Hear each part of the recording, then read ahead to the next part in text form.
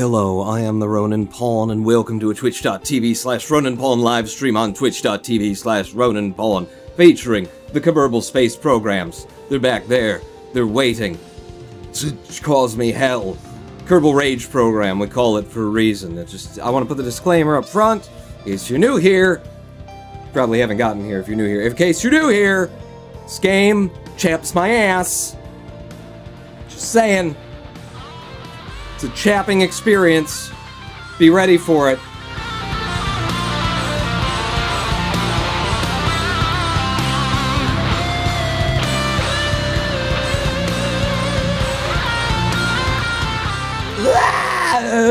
Hello, Anus Lord, Noah Krog, I Cold Pie, my 14th Doctor, this stuff stuck in my throat, and Cavoodle. I have one thing to say to you.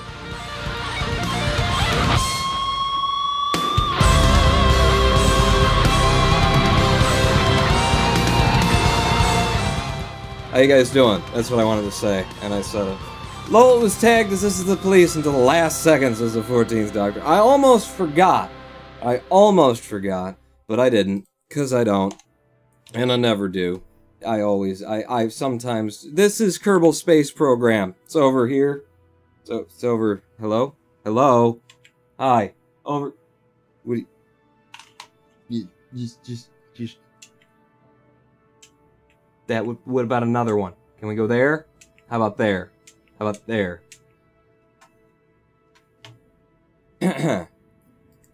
This is Kerbal Space Program. Welcome to it. How's everybody doing today? I've been sick for the past 3 days. Third day here. You know, and we just keep streaming, baby. We don't stop. We don't stop for illness. Illness can't stop the pawn. The pawn rolls on, but a-dum-da-dum-dot. You gotta lose yourself in the illness, the sickness. You gotta cough. You're gonna poop out of your butt. You only get one shot. Do not miss your chance to throw up all over the floor and then have to clean it up. Get a mop. I can flow. You don't know how I can flow. Noah Crouch Ring 5, that moment when your religion abandons you. Hashtag accept the auto hotkey into your life. Accept auto hotkey into your life. Into your. I'll tell you what it can do. It can still mute me. It can't talk, but sometimes maybe it's and then it's that. And what if I clicked and then I clicked over here and then I hit the button? Accept auto hotkey into your life. Sometimes the Lord is just not with you. Sometimes He doesn't want to see you succeed. I can vouch for that. Welcome to Kerbal Space Program. This is going to be the third 9-hour-long installment of how do you put rings around a space station? Albeit the first time that we did this, we did it all slip, slap, shod, slap, slip, slipples. I can flow. I got the rhymes in me. I got to get them out. That's just... but I've done some work this time. I've brought some actual prepared things that should help us with at least moving things forward. Poor programming then, says Noah Craw. It is sometimes the followers of Auto Hotkey who it is always the followers of Auto Hotkey who are errant in their ways. The Lord Auto Hotkey, Jake, because it's AHK. Jake, okay, our Lord and Savior Jake, he taught exactly how to use Auto Hotkey. It is the parishioners of the Church of Auto Hotkey who do Jake a disservice. His hair is going all funky, says, yeah, it is, isn't it? It is, isn't it? I took a complete day off yesterday, being sick and all, and sat and watched, that Mitchell and Webb look, on YouTube. I watched some British comedy from 2004 all friggin' day long. Probably not supposed to be up there, probably being like a copyrighted thing, but apparently it's very hard to watch anywhere else, too.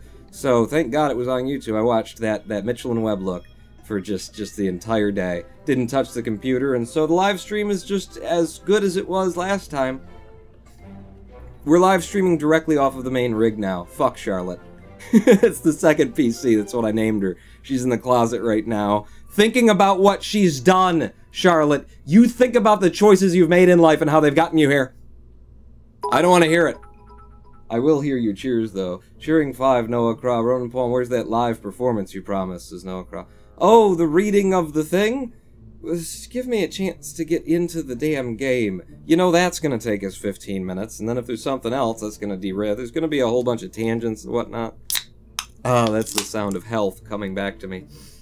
So I just found out I still have Besiege on Steam, says Pi, after not playing it for 2 to 3 years. When did this game get so awesome? I don't know. Did it? Because it was alright when I played it. It's alright. No, it wasn't. The wheels. The wheels and trying to just make a simple vehicle that rolled along the ground. I look it up and there's like page after page on people throwing out various crazy things, all of which had like some kind of detriment to it. You couldn't just make a car that drove normally in the game, which was kind of fun in the beginning when all they were asking you to do was make a car that drove forward in the game. But, did it get good? Did it get good, boy? No, Cheer 5, the song I cheered last time and you said I'll live perform that next stream. Oh yeah, I totally, went back to the VOD and got the chat to come up and then clicked on it and went and watched it after the live stream. And then learned it on the guitar. I did that. It'll be later, no. Charlotte is a lesbian, says a guy called Pi. Is she? Well, I'm gonna turn her back on, if you know what I mean, because I don't... You know, on that note, it seems that every time I walk up to a woman in a bar who I'm attracted to, which I don't do that often, but every time I walk up to a woman who I'm attracted to, it just turns out they're lesbians. And you might say, maybe they're just telling you that, Paul. You know, you walk up to them and then they look at you and they go, I'm a lesbian. But no, I mean, like, I am very attracted to lesbians for some reason. Every girl that I just immediately, like, look across the room and go, she's interesting. I want to talk to her and know more about her. I walk up and in the course of, you know, talking to her for a couple of minutes, it comes out that she's a lesbian. Why is that? So, lesbians, you know, if you're looking for a break, I got a natural connection with you. You're interesting to me. Heterosexual women just don't do it for me anymore for some reason. I don't know. It has a level editor now. You can build entire cities now. I'm driving around the BeamNG test map right now, says a guy called Pi. The BeamNG test map in Besiege. Somebody did that? Cool. Nifty. Next time, just say, yeah, me too, says Noah Crow. Well, you know, I've tried that, I suppose. No, like, legitimately. In a very serious sense. You know, I don't look across the room and go, there's an interesting pretty girl I'd like to talk to. Very often. Very often. You know, I don't know. I'm looking for some kind of energy. Some kind of certain kind of energy off of a person. Look around, and if I don't see it in the room, then I don't see it in the room. So, you know, that's not happening. And it seems like when I do look around and see it in the room, it happens to be women who prefer women. So, you know, there's my life for you. So this is what we're trying to build in space for anyone who didn't already know. This is what we're trying to do. All of these sections come apart at docking ports so that they have to be assembled in space so that we can actually carry it up in a semi-almost kind of half-realistic way. It's all been planned out. It's all been thought out very thoroughly. And then forgotten about, and then I tried to get it up there and went, what was I doing again? And then just hours of our lives lost. So let's try and not do that anymore. Let's try and actually get a couple of things done. And how are we going to do that? Well, we're going to do it off camera and then bring it to the stage here. So this is a ship that I built to carry up a portion of what remains of our ring.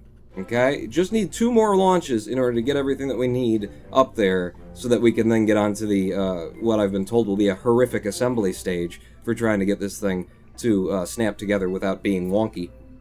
But this is what I've built. I have not tested it. I have not flown it. I have not tried it at all.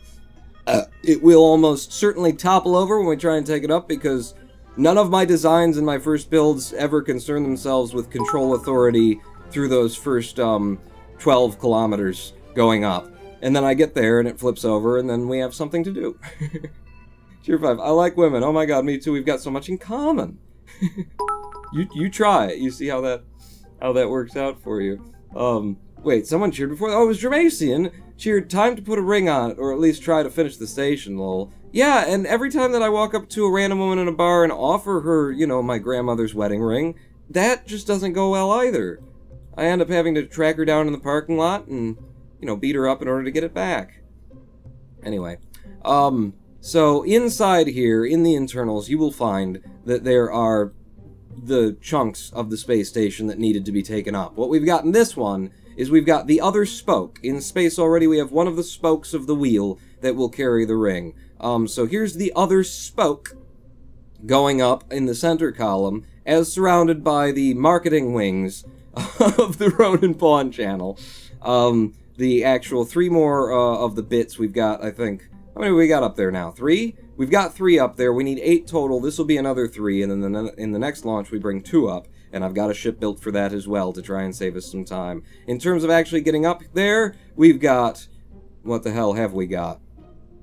I don't know. It's been a minute since I built this thing. We've got liquid fuel in, this is actually, asparagus staged, which I haven't done proper, like, well thought out asparagus staging in quite some time, but this is asparagus stage, which means that this tank and this tank will drain by fueling this tank, and this tank will be fueling that. So these 2 will drain first, and then we drop them off. We still got these 2 full and carrying us up. And then when these are empty, they break off, and then we've got some of the liquid fuel from in there as well. I believe this breaks down into a 2-stage, 2 different engine craft. There's a little spark engine right there, so when we've made it to space and we've finished our orbit, we leave that behind, we drop it back down in the atmosphere, it burns up, and we're off onto the spark with whatever fuel we happen to have remaining in that tank. As you can see, we have 4,000 Delta V, non-atmospherically, showing right there. So we should have enough DV in order to get this up. However, there is not, and has not been, a great deal of concern put toward control authority, especially, well, we'll be burning these thumpers, all 4 of them, all 4 of my SRBs, will be carrying us up through the lowest part of the atmosphere. With 849 meters per second of Delta V, they're going to burn for a good long time because we've thrust limited them. By we, I mean I, and I just want to make you feel like part of this. We've thrust limited them to 3/4 of their usual burn, so they're going to go a little bit longer than they usually do. We've got a TWR of 1.26 off of the pad, which turns into 1.58.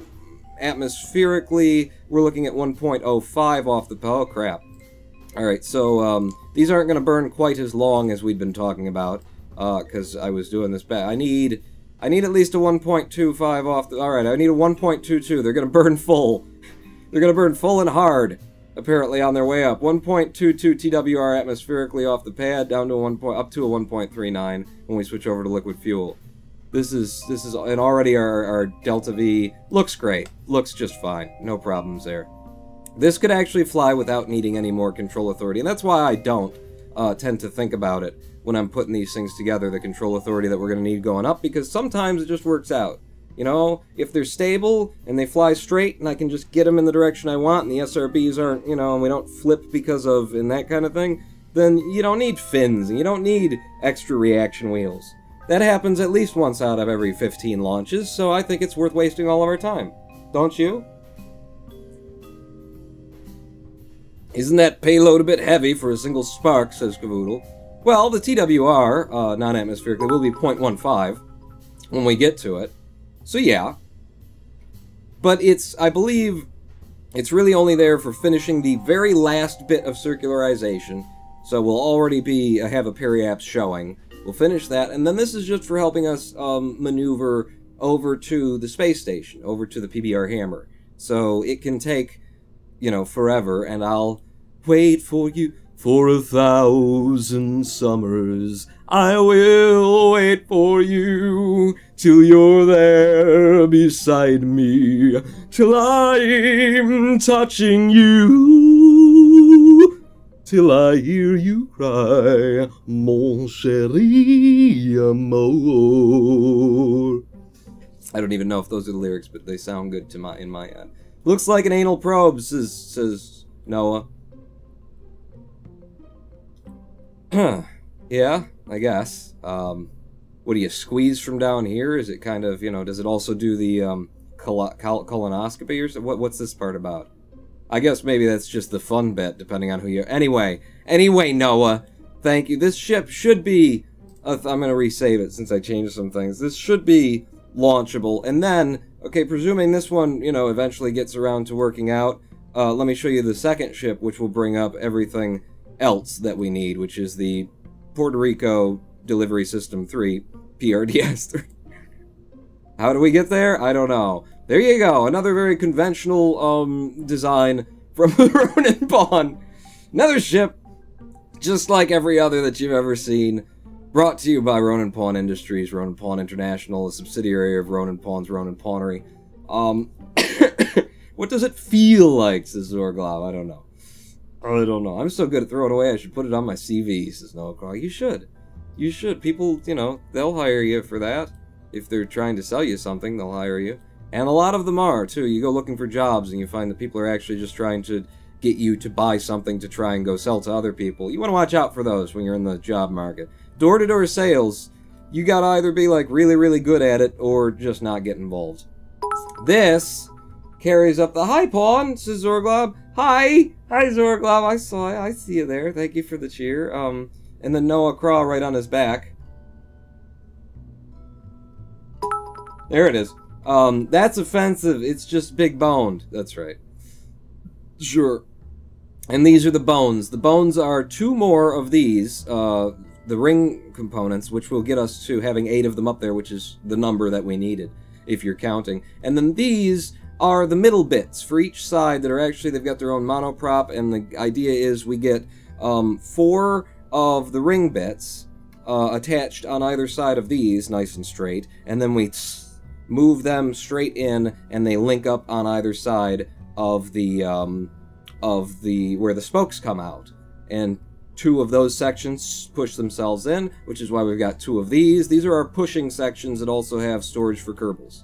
And a couple of windows in them, which is nice, I suppose. We got 3,700 meters per second of delta V showing there. We're taking off, lifting off with 1.52 TWR, but that's because we're burning these small hammers, and they're going to burn out real quick with less than 400 delta V atmospherically. And then when they've burned out, the thumpers take over. We're down to a 1.07 TWR atmospherically. That's not good, but we'll be moving already, so we'll see. We'll see. We've got more delta V than we should need on both of these craft. We'll see, is all I can say. Again, neither of these have been test flown, they've just been built. And hopefully somebody thought about what the hell they were doing. I don't even want to look at the staging. This isn't the one that we'd be launching first off anyway. So, hey, I believe we've got room in the first ship that we're taking up for Kerbals, which means we could do our first, you know, recruitment in quite some time and get a chance to test Nobot and the raffle system. I like calling him Nobot. It's Nobot. Nobot is what I... Anyway. Yeah, do I have room for Kerbals in here? I've got space for 1 in the lander can, and then up here, I've got space for, is it 2 more in the cupola, or is it just 1 in the cupola? How many people does the cupola seat? It's just 1. So I've got space for 2 Kerbals. Shall we have a raffle then?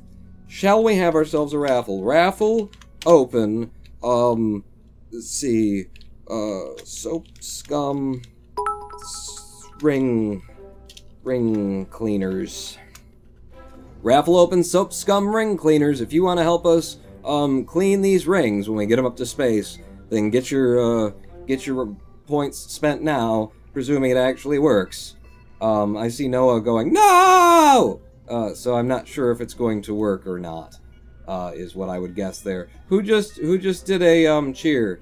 Oh yeah, raffle. Is it the 7th yet? Oh no. Okay, sorry, it's not ready yet, says Noah Craw. Oh. Okay.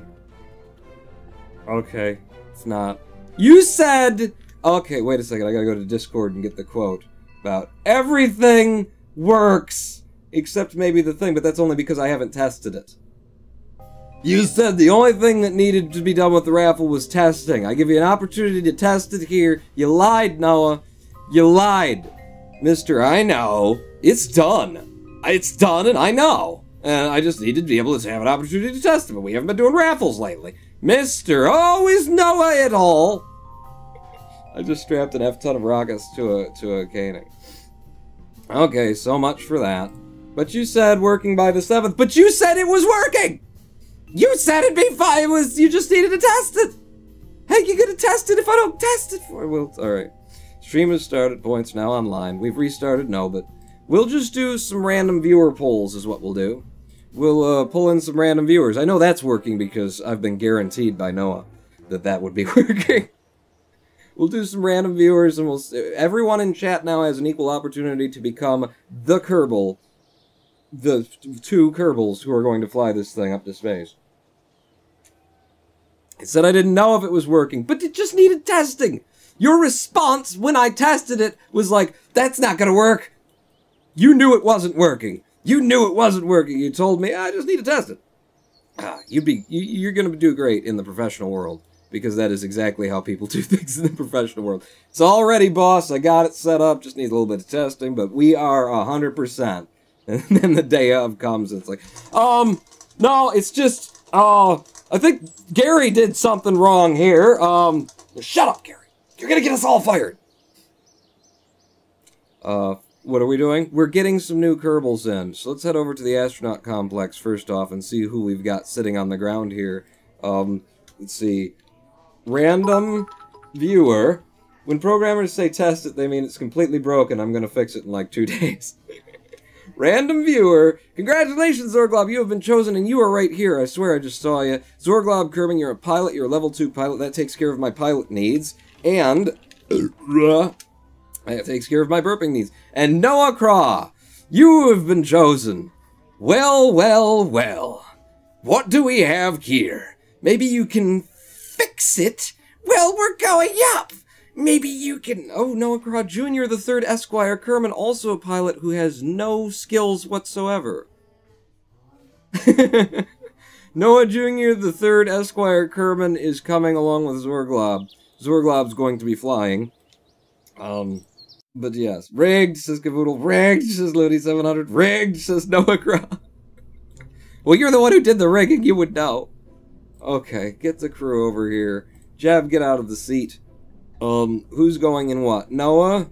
You're good. So Zorglob's gonna be in the lander cam because I believe that's where the actual control authority is going to come from. And then Noah is going to be watching everything.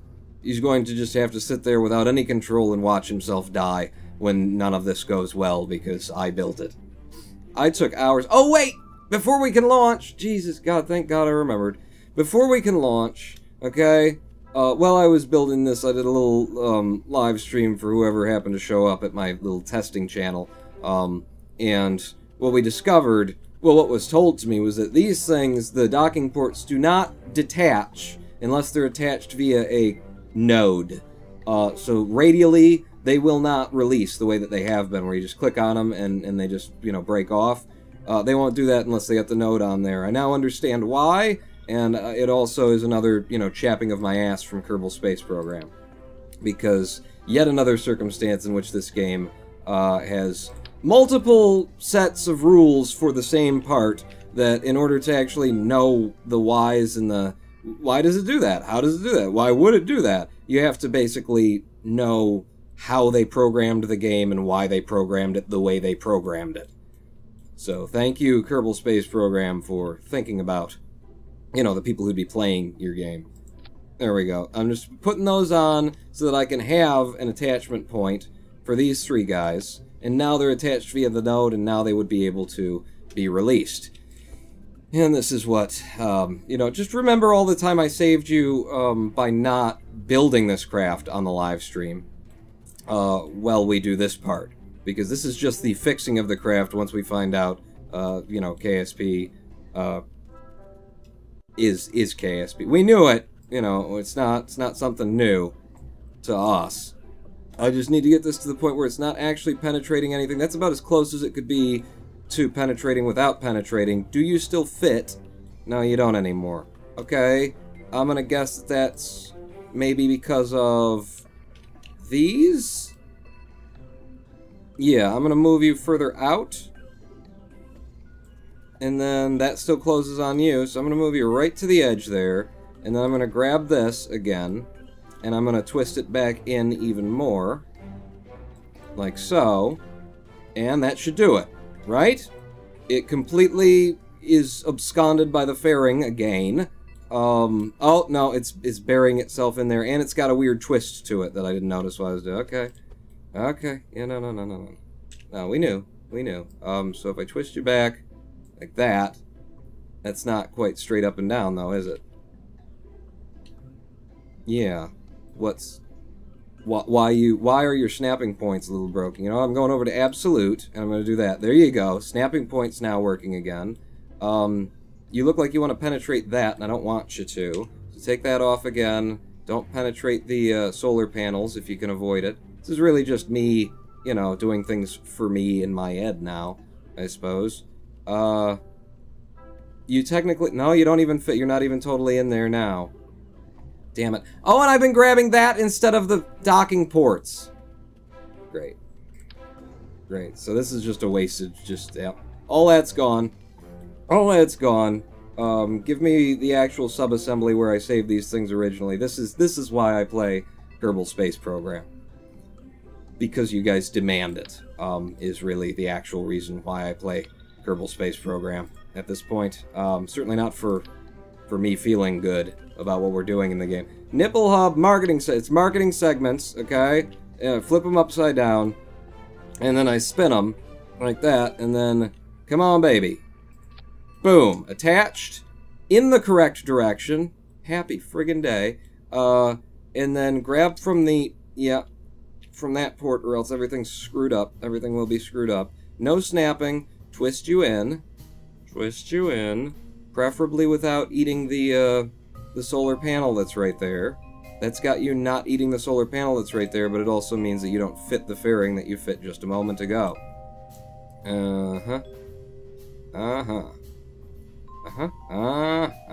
You know what? These things don't have to be in the position that I've put them in. Don't they? No, they don't. Why not have the three of you give me the whole thing with snapping and just have it be off at a weird wonky? In fact, wait a second. Can I do this from this side and then it wouldn't touch anyone? Maybe that's what I was doing before. Almost certainly that's what I was doing before. You know, me taking the time to build something that made sense and worked and was very, very specific, and then finding out that the game's mechanics suck, and I have to do it all again in a different way. That's Kerbal. That's my experience anyway. How's your experience, man? Pull you guys down a little bit more toward the edge, as apparently you can do. Might as well embed them just a touch, so it looks like they're actually touching something, and then, once again, we're back to give me this guy, and no snapping, and merge you in. In fact, I need to be looking at this direction, I believe, as I do this, because that's where it's going to start penetrating, if it's going to penetrate anywhere. There you go. That's close enough, good enough, and when I zoom back, everything's back in the fairing again. These things should detach the way that I had planned them to in the first place, because now they're connected to an actual node and not radially attached. They're not penetrating anything that I can see, which is just fine. Yes. Yes. Yes! I think. Yes? Yes! You're penetrating that a little bit. Yeah! Oh, and up here. Alright, I was gonna ignore it, but if you're penetrating up there as well, I'll fix it. I'll fix it, Felix. We've got probably a little bit to work with here. Give me these again with a little bit of snapping. Take me up here, and then just a touch. Just a snap or two, just a tick or two away. In fact, if I take it way the hell out, then I get way more control over it. And then I can just watch up at the top. There, we're technically inside the fairing now. And we're penetrating at a, acceptable level. The penetration is acceptable, Captain. Excellent. Excellent. I can help the penetration a little bit probably by pulling you guys down back toward where you were originally. Like that, and then scroll back up, and that hurt things. That made them actually worse. Good. Good. Just put it back to where it was then. There you go. Good enough? Shall we say good enough? Feel like there's more penetration happening in KSP than in most dating sims, says Cavoodle. That's been my experience as well. I don't think I should have broken anything in staging, but one final pass before we go, and also this will, you know, go for some kind of explanation of what I'm expecting to happen. We fire all of the SRBs at once, and then we drop all the SRBs when they're dead, switching over to the liquid fuel. Then we drop the 2 tanks that are feeding the inner tanks in our asparagus staging setup. Those will fall away. We'll still have these other 2 tanks that are here, still full. Those will then drop away when they're empty. We'll be in space, so we'll drop all of the fairings that we're carrying at the same time as we drop the engine, the big engine that we've been carrying up there, and switch over to the spark to finish off our circularization. And then everything else is a weirdness. Is a weirdness that I believe is in the right place because of the way that this has to happen. Yeah? My only question is about you. We'll be in space here, but... Yeah, we'll be in space here, but we won't have, we'll have a periapt still in atmosphere, so why am I not dropping you? Ah, because I've embedded a RCS port in there for helping us get to the space station once we're up there. That's why I'm carrying it with us, and then just crossing my fingers and hoping that it can deorbit itself. when we jettison it by the power of... It's very lightweight, and we will be jettisoning it using, you know, the stack decoupler, 15 force, whatever 15 force means in the world of Kerbal. Okay, we've got a thing. We've got... Oh, good. You kicked Zorglob out then, did you, Noah? Just kicked him out, eh? The guy who was gonna fly. So selfish, is what I'm gonna say about that. You know what else I'm gonna say about that? Is I'm not going to launch this willy-nilly. I want the space station to be in a certain place so that we don't have to fight it quite as much when we get up there to try and link up. So, let's see. You figured out a very handy camera trick right there, with the rotation gizmo, says Rune Antilles. I don't know. Ronan Paul, quick question. Ice cream, web page background transparent or chroma keyed? Transparent. Transparent. No, I've tried it with the chroma key. It would probably be more efficient.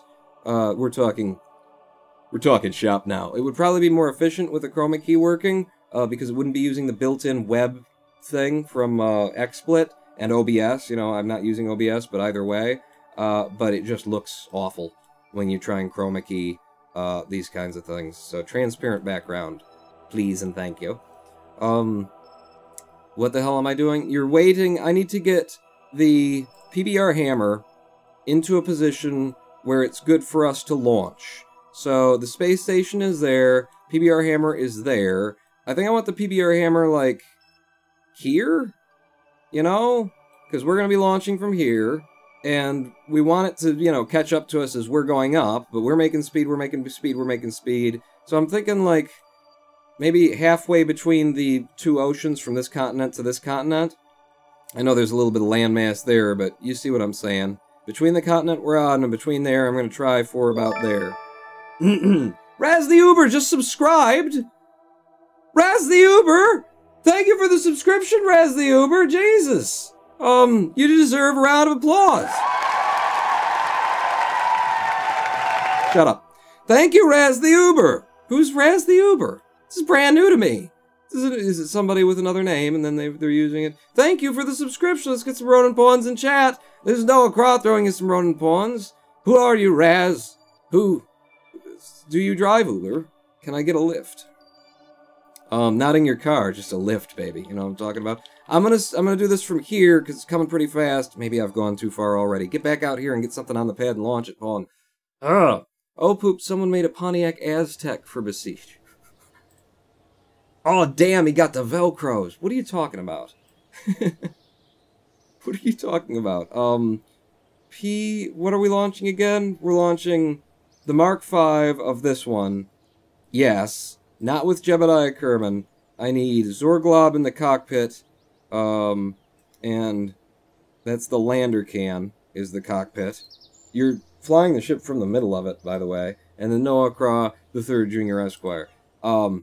If I had to guess what's going to happen here, it's going to involve not being able to control which direction we're going in when we take off, followed by some flipping, and then followed by me going, okay, where am I going to stick control authority on here, and then saying, but fins are for suckers! That's just my guess as to where we're headed. Raz the Uber. Nope, just a long-time YouTube subscriber. Thank you, Raz the Uber. I'm glad to have you here, and thank you for the support on Twitch. I'd like to talk about all the cool things that we're going to do on YouTube, but I don't have any. I'm not. Oh, that's going to happen. No, I don't know. I have ideas. Why is it taking so long? Kerbal. Kerbal.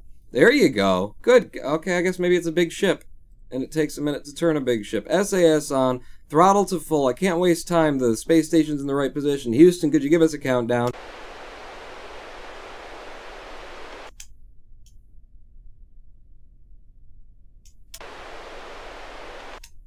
Houston, could you give us a countdown?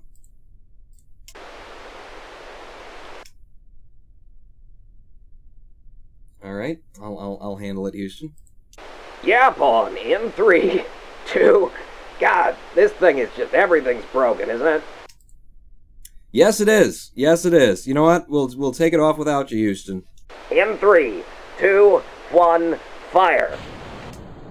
And we're off and away. I don't know what the hell to do when Houston is at work. It's the auto hotkey is not with us today. The Lord has forsaken me. What was our TWR off the pad? 1.22 or something like that. We're going up. When we hit 40 meters per second, which is about now, I'm going to try and start pulling us down toward the east. Oh, wow. I am full authority pulling toward the east there just to get that kind of movement. Okay. Okay, it's a big heavy ship that could play to our favor, because it'll want to stay in the direction that it's going, or something, etc., and so forth. Why is the solid fuel draining differently? Oh, I've got different amounts of solid fuel, because I forgot to, because they're in 4s. There's 2 and 2 instead of being all 4, and I changed the amount on just the 2 of them, and then we're gonna lose some Delta V right here. Yeah, okay. Goodbye. Why are you still at... Well, cause reasons, Pawn. Why didn't my liquid fuel engine kick on? Is it? No, it is on, Pawn. Okay, no, it's going fine. It's going fine. Look, I got all this control authority. We're good. 5,500 and you know, extra TWR. That's how I wanted it. And then they fall off. It's perfect. Well, okay, no, but you're not.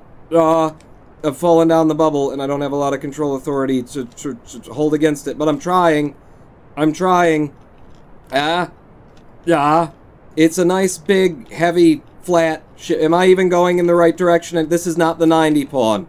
This is not... Okay, I got a little bit spun over. There, things happened. Abort! Abort! Quick, hit the abort button! Noah! Why isn't the abort button working? What did you do? You said it would be working! We still have like a ton of Delta liquid fuel and stuff on this. We brought way more than we needed. No, let's try it again. Let's revert from launch. No, I gotta go back to the vehicle assembly building. When you start doing asparagus staging, it gets complicated real quick. The main problem there was that I went to the atmospheric after I built it, and I saw that we didn't have enough TWR, so I put all the TWR on there, and I didn't adjust these at all. What we need is more like an 85 maybe. Let's see what that gives us. 1.19 TWR. Sorry, I removed it so we had a cubby hole for snacks. I didn't know it was so important. It's okay, we just used the magical time reversion machine. 90 and 90 we'll try on the TWR to see how much we get out of it. I mean, it looks like we could just go full 100 if we wanted to. 1.26 off of the pad, that's about where I like to have this, these launches. Because for the not going so fast that we go too fast in the lower atmosphere. Save it again, double check that Noah didn't kick Zorglob out of the pod again, trying to make room for more snacks. Is that why you kicked Zorglob out too, Noah? We needed this room for snacks! Zorglob, get the hell out of here! Okay, I swear I clicked the launch button. Okay. How long is this gonna take? Surprise! I've never had a ship take this long to load, you know, on this computer. Of course, I don't usually build 150, 60 part count ships. I like small things.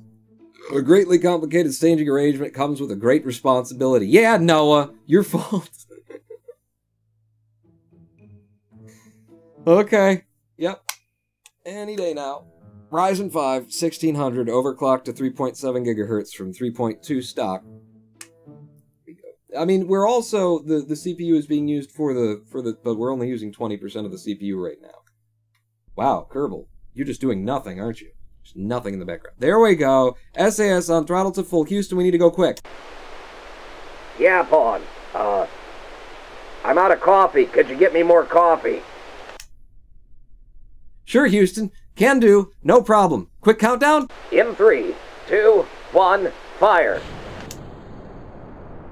We'll run up to Mickey D's and get you some coffee. Nah, I'm off the Mickey D's stuff. Give me some Starbucks. You know, talking into your hand, Houston, doesn't help any with the mic actually picking you up. Go down the ball, push it down on the. That's not the 90. That's not the 90, Pawn. You were supposed to do a control from here thing. Okay, no, it's fine. It's fine. I'll pull it. That's why we were off on the 180 before. Was it started there? I thought it twisted while we were going. Okay, no, I'm good. No big problem. NASA does this all the time.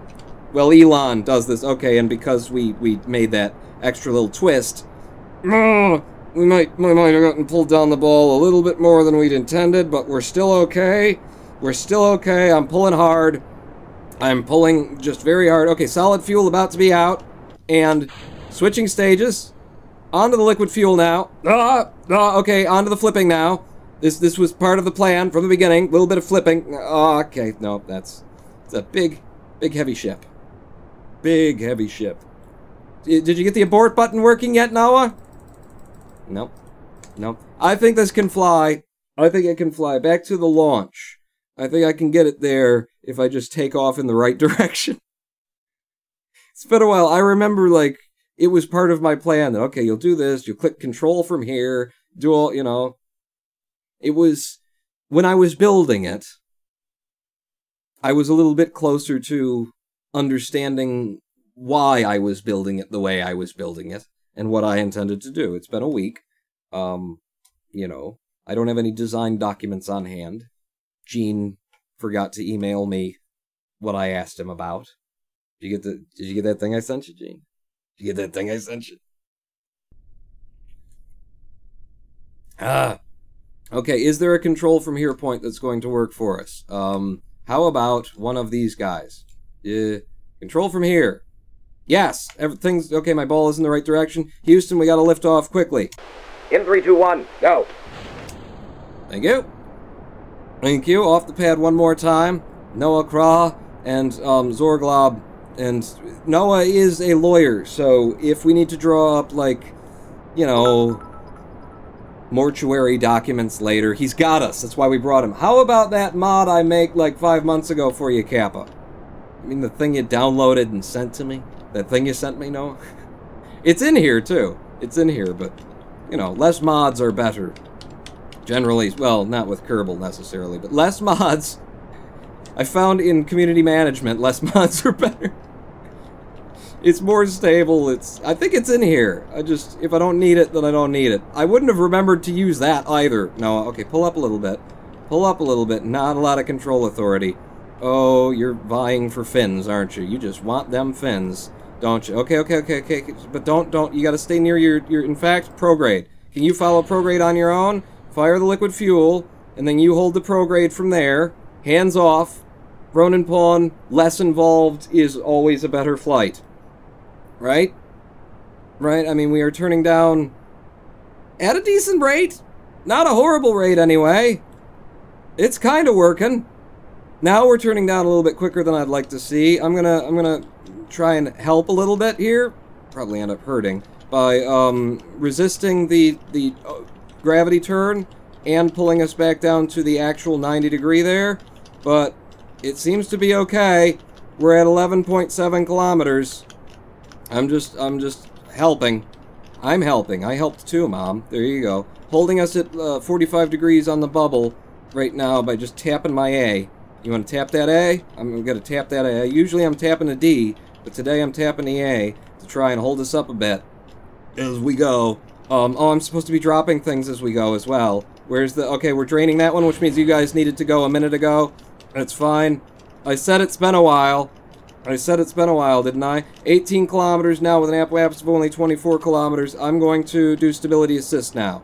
Okay? No more trying to go to your prograde. I will handle things from here on out, for I am the Ronin pawn. Little bit of spin. Little bit of spin to get us flat on the ball again, and an F to hold us. We've got NAPWAPs of 32 kilometers, that reading right there. Starting to generate some heat here, because we're pretty high.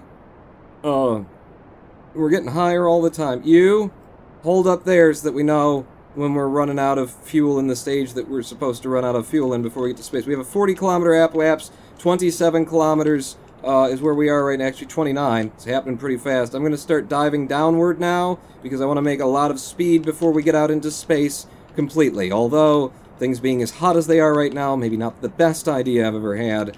One of my betters, though. 50 kilometers on the APWAPS. 52, 53. Just running out of fuel in that stage. Running out of fuel in that stage. We've got more fuel. We definitely got more fuel, and quite a bit of it indeed. Out of fuel there, dropping those. Goodbye. How we doing? Why is there suddenly no...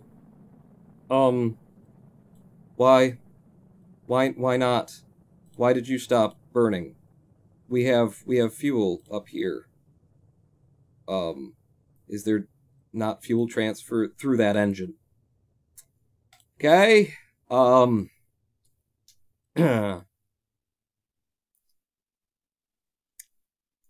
Emergency procedures.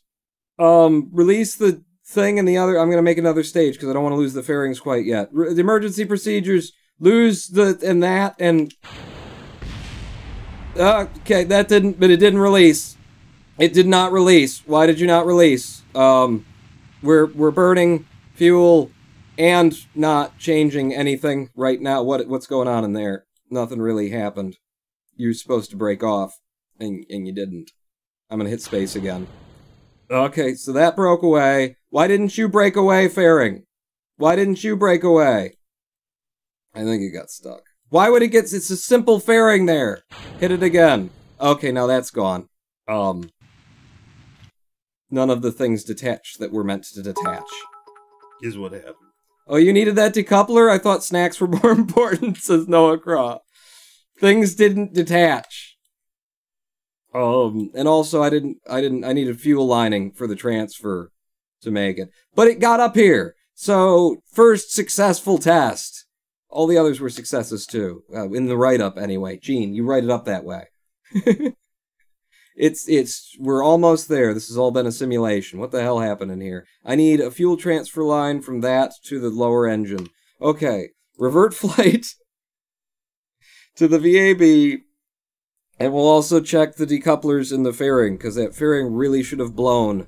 And I don't know why it didn't. See, we've got this stack decoupler there, and it didn't actually do it. I mean, I know you're supposed to have a larger stack decoupler. I didn't really mean to be blowing that anyway. All of our problems will be solved with a single fuel line from you to the engine below. Right? Did I actually... Wait a second. Stop. Because they won't transfer through engines. You get off there and sit over here for... Just hang out there for a second.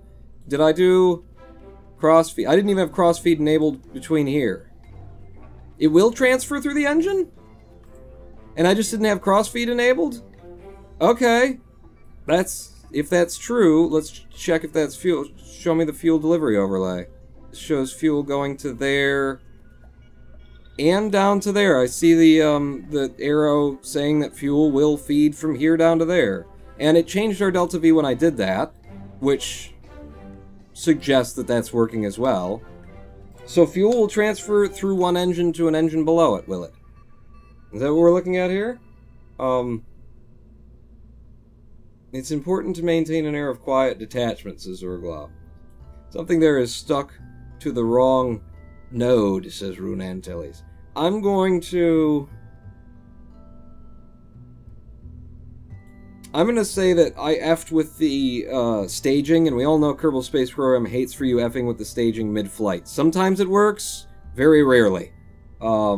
Engines transfer fuel, says Rune Antilles. Looks like they do on this end too, so I'll trust that. So I don't actually need that, I just needed a right-click and a fuel transfer for that stack decoupler. The idea is that when we get into space, alright, this is supposed to detach and break off, and I used a small stack decoupler because why not? we'll be in space, you know? It's just gotta break off, I thought. Thought that would be enough. I was planning on that being enough. But yeah, I'm thinking that it was just that fuel transfer, and as long as I don't have to mess with the staging the way I did, I think things will work. Because that fairing should have blown off no matter what happened. But it kind of disappeared from the staging for whatever reason, and didn't break open. So there's that. Did I do the clamshell deploy? I did. It's a pretty deployment. It can cause issues. But, you know, we're not afraid of issues, are we? Okay. Good again? I think we're good again. Noah, did you kick Zorglob out again? You didn't? Good. I think she's ready to launch yet again. Who's Bob? And why are we damning him? Is the lower thing connected to the upper thing through the decoupler? Says Rune Antilles. I don't know. The lower thing? The lower fairing that was below that decoupler? I mean, yeah. Sure as hell should be. I don't think I did anything weird and tricky there. The only place I do weird and tricky things is where I have to. Hopefully. We'll see. You know, it doesn't hurt us any to sit in the blackness of Kerbal Space Program's immense loading time for some reason that's new to me. Doesn't hurt us any. Unless, you know, you consider sitting here staring at the blackness hurting. SAS on. Throttle to full. Everybody's in the right position. Okay, we've learned a lot in trying to launch this thing. One of the last deals that we're going to learn, or one of the last things that we've learned, is I need to control from... Quit wobbling! I need to click you. I want to click you, baby. There we go. Control from here. That moves my ball correctly. Okay, good. Are we ready to go? Kind of. Houston. In 3, 2, 1, fire. And we're up and away into the wild blue yonder. Here we go. Over the sea. That's where we're going. At 40 meters per second, I'm going to turn us down toward the 90. Just by a tick. Just by a tick, which is a big tick because it's a big ship and you gotta push pretty hard to get it to do the sort of thing that I'm asking it to do. Pull you down just a touch, love. Just a touch. And then wait for these SRBs to burn out. And this time, we'll actually be ready for the whole don't forget to monitor your liquid fuel staging, your crazy asparagus staging routine that you've set up. So it should be a better launch overall. I'm going to ask you to follow your prograde for me, please, if you can do that at this stage, because otherwise we're going to topple. We're going to topple. Little computer-assisted, you know, flying. Little calf. What? You know, everybody needs a little calf in their life, and solid fuel stage is dead. Switching to liquid fuel, drop all those away, and then find me the tanks. Yes, these are the tanks that are going to be burning. When they're dead, I gotta hit space again. And just follow your prograde. Oh, we went up a lot straighter upper this time than we did before, so I'm actually going to encourage you to turn down the ball, because we're already at 8,300, and we have not made much of a gravity turn as of yet, have we? We've got Napwaps 14 kilometers, already 5 kilometers ahead of where the ship is, and that's not quite the way that I was hoping for it. Although, smoother, safer flight for everyone involved. You know, just probably significantly less efficient. Keep watching that liquid fuel pawn and keep tapping your D. That's what I'm doing. That's what I always do. 22 kilometers on the Napwaps, 15, 16 kilometers of our actual height right now, and we're down to about 50 degrees on the bubble. It's not going poorly. It's very smooth, in fact. Very, very smooth. Oh, we're out of liquid fuel there. Dropping that stage. We're down to just those two now. So give me them as well. You can drop this guy. No, you can drop that guy, but I need you showing me this one for when that's empty. Oh, they managed to hit each other in open air. Wow. Physics, people. It's wonderful. 45 kilometers on our Napwaps already. I don't want to be hitting space this soon. I want more bird in atmosphere. Give me stability assist. We're high enough that I should be able to just banker hard down onto the horizon without, like, flipping or something. Although we will be creating a fair bit more drag than usually. 62 kilometers, 63 on the Napwaps now. Get me dead on the horizon. I don't want to be making height if I can avoid it at all. Get me right there, right there. 67 kilometers on the Apoaps, almost out of liquid fuel, and this thing 69. 70. 1, 2, 3, killing the engines. We're now at 73 kilometers. We did not make the kind of speed that I was hoping on that comeuppance, but it was a very smooth comeuppance. I'm not dissatisfied with that. Still showing 660 meters per second of delta V in the tanks. And we're about to drop fairings, and I think I'm going to keep... Oh, this kind of sucks. This kind of sucks, because what I'd like to do right now is I'd like to drop the fairings once we hit space, but not drop the engine and not switch engines. And that kind of sucks, because it's F5. Because that means touching these things that I said. As long as I don't touch them, then things should work. So I've F5'd before I touched them. The next stage that I do here... Yeah, make sure, just flip them around a couple of times so that you know the game has had a chance to, like, understand what you want. This is the next stage that should fire, and that drops the fairing here and the fairing there. Shouldn't be any, like, things that are mounted to each other or anything. It should work. It should just work. 67 kilometers on the Apoaps, here we go. Or 67 kilometers on, you know, where we are in space. Almost ready to drop these fairings, 69. The video hasn't loaded yet. I'm assuming that's accurate, Xavier Downs. What? That nothing's going right? Okay, we're in space. Drop the fairings. All the fairings detach. We start jiggling pretty massively, but the jiggle goes away. Oh, that's beautiful. Oh, that's beautiful. Alright, get down on your prograde for me. And, yeah. Yeah, baby! Okay, this is kind of half, almost, somewhat working. We're approaching our Apoaps now. Give me stability assist. Okay, hold us right where we are. I want to use the big engine to get us to an almost circularization, then drop it, and use the spark for the last of it. Where's the PBR hammer? Oh, it's right there! It's right there! We launched at a pretty good time. Okay, throttling up, and then throttling back a little bit so the Apoaps doesn't push out even further away from us. Look at that! PBR hammer just getting... Okay, so throttle down, throttle down, throttle down. In fact, lean down toward the horizon a little bit more, and then you can throttle back up. No, no, no, no, no, no, no, no, no, no. Okay, okay, okay. We've got a periaps showing now. I want the Apoaps to come back to me, if at all possible. Come back up. Okay, this is good. We got 47 on the periaps, which means I'm switching to the other engine. I'm dropping that engine. It's dropped away. And... fire the spark. Periaps.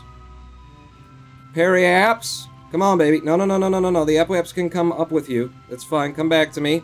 Yeah, now stop. Stop. We have, technically, you know, we're in orbit here. We're in orbit here, and this guy is a little bit behind us, so we want to be going slower than he is.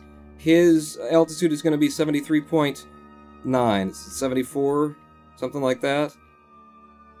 It's, just push yourself up to like a 75 so that we'll be going slower, and then he can catch up to us. Yeah. Our Apoaps is going to have to raise a little bit as well, but this is looking good. Vaughn really likes his hammer. What? What graphic card do you have? What mods are you using currently, says PopTray67. Okay, answering all those questions just after we actually finished this friggin' launch. It's taken me an hour, but, you know, a lot of that time was just explaining what the hell was going on. And then, you know, failing many times in a row. But in an entertaining and fun way. Okay, there you go, there you go, there you go. We now have 73.8. I need a 74 and like a half, probably. Just a little bit of difference between us and them. And then my Apoaps is going to have to raise as well. Alright, what graphics card do I have? I have a GTX 1070, overclocked. Am I even running an overclock now? I think I actually overclocked it recently, and I'm running an actual overclock. An extra 100 megahertz on the main GPU, and I want to say like 300, somewhere near 300 on the memory.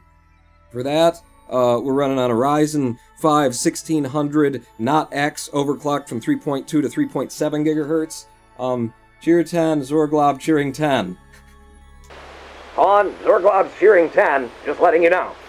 Alright, thank you for letting me know that Zorglob's cheering 10 to tell me that he's cheering 10. Thank you, Zorglob. What mods are you currently running? There is a list below, in Twitch chat below here. Wait, don't we have a command for that too? I don't know, but there should be like a link to a list of mods, because I don't even remember at this point. It's not a mod-heavy thing, I'll tell you that. Okay, we're up here. Was there something else that I needed to do once I was up here? You probably want to deploy, even though you're carrying a butt ton of electrical resources, you probably wouldn't hurt nothing to deploy a couple of your giant solar panels. You know, until you accidentally, like, destroy them somehow. Oh no! One of the solar panels broke off. Aww! On the comeuppance. Probably with the, when the fairing broke off and the jiggling and whatnot. Balls. Balls. It's fine. If there isn't something broken, then it's not really space travel, is how I put it. That's how I like to think of it, I guess. We only have 113 meters per second at Delta V, even after switching over to the Spark. Jesus. I have monoprop on this thing, but not a lot. Not with any intention to actually use it for getting where we're going. I brought some to stop us, to have a little bit of maneuvering control when we were getting there, but okay, we got 113 meters per second in order to get to that space station.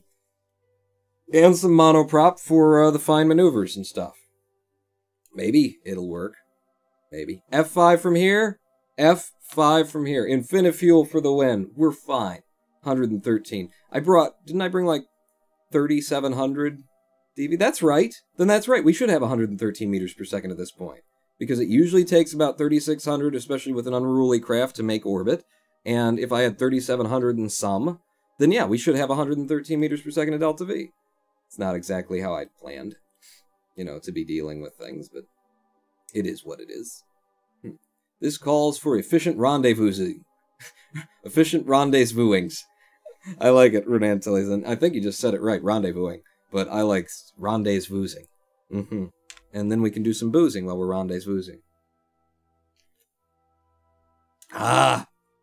Boozing. So I want to increase on my periapps. Because if we're higher than he is, we'll be going slower, and he'll keep catching up to us, the PBR hammer. So take me up here. In fact, I have set you as my target, haven't I? No? Set you as my target, and show me how close we get. Oh! Hey, separation of 54.8 right there. So yeah, let's go up to here, and then we'll blow it out just a wee bit. Just a wee bit. From our AppWaps, so that our periapps is also higher than his periapps. And then this should happen. This should just happen, is what it is. So from our periapps, are we still on a show me orbital mechanics, and give me a prograde burn? Okay, yeah, we were pointed backwards. Good thing that I clicked on that. Because I couldn't tell. You know, you get these little rings overlapping each other, and it's hard to read. Hopefully we won't be losing our viewsing whilst we are doozing our rendezvousing, says AB down. Yes, me toozing. And give me a, give me a burn, forward on this highly efficient spark engine that will drive us up to actually circular at like 74.5, and then give me a maneuver node and show me how it's going to get better over time. 3, 4, 5, 6, 7, 8, 9, 10, 11, 12, 13 rotations. 13 or 14 rotations and we'll be there. If I didn't want to spend any more. Or I could go ahead and blow the AppWaps up even higher for a cost of like 3 meters per second. Not even kidding. Okay, and then how many rotations is it going to be? Show me again. Give me a maneuver. And 1, 2, 3, 4, 5. That's how many licks it takes to get to the center of a Tootsie Roll Tootsie Pop. 5 rotations, and we will be within 1.4 kilometers of the place we want to be. F5 from here. Very, very efficient spark engine. Remember, the trick is not to fix inclination. Instead, make the close thing happen at the node. Done, Rune Antilles. Done. 5 rotations, you say. And it's probably... Although, with the coming and going, you know, with the loading up this large ship, if it's going to take that long every time, It shouldn't, now that the ship is significantly fewer parts, right? How many parts do we have over here? 97 on the part count. 9.4 tons, incidentally, as well. Maybe we just sit here, focus on Kerbal, and watch as things get better and better and better some more, and then better again. Pawn is docking very slowly, very efficiently. At least that's the plan, says Zavy Downs. Who's asking? Who wants to know? Huh? What we're doing while we're rendezvousing. This is actually going probably as well as I could have possibly imagined it to. The fact that I didn't have to get back in there and continue, like, designing on the ship, and making, giving us more control authority on the going up part of things, on the getting through the lower atmosphere where the wind likes to take you and flip you, that went, you know, pretty well. That's why I like, you know, not planning for fins and stuff. Okay, this is a separation of 38.4.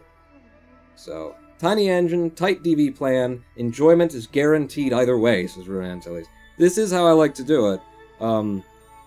These massive things, though, you know, I get so much more enjoyment out of making something very small, something very wee and babby and tiny that's very efficient, that does something pretty awesome, or making little tiny things that are, you know, well designed. Apparently, even in the world of Kerbal, I prefer Lego. Prefer to build Lego. How we doing on these, like, should be getting closer. How is that? It must be the angle we're looking at it. This encounter is 25.5. This one is 30 kilometers.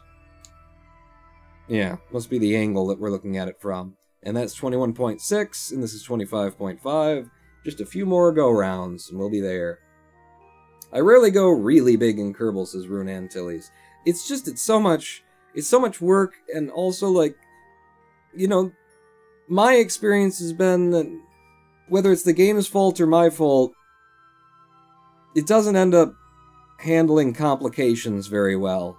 And the more time you sink into making something exactly the way that you want it, and then it's got all these moving parts to it, or, you know, metaphorically moving parts to it, and then you find out that, oh, because of a glitch, and it likes to explode on the surface of Minmus for reasons that don't make any sense, or something like that. It's like, if you're making a small thing, somehow that's a lot better.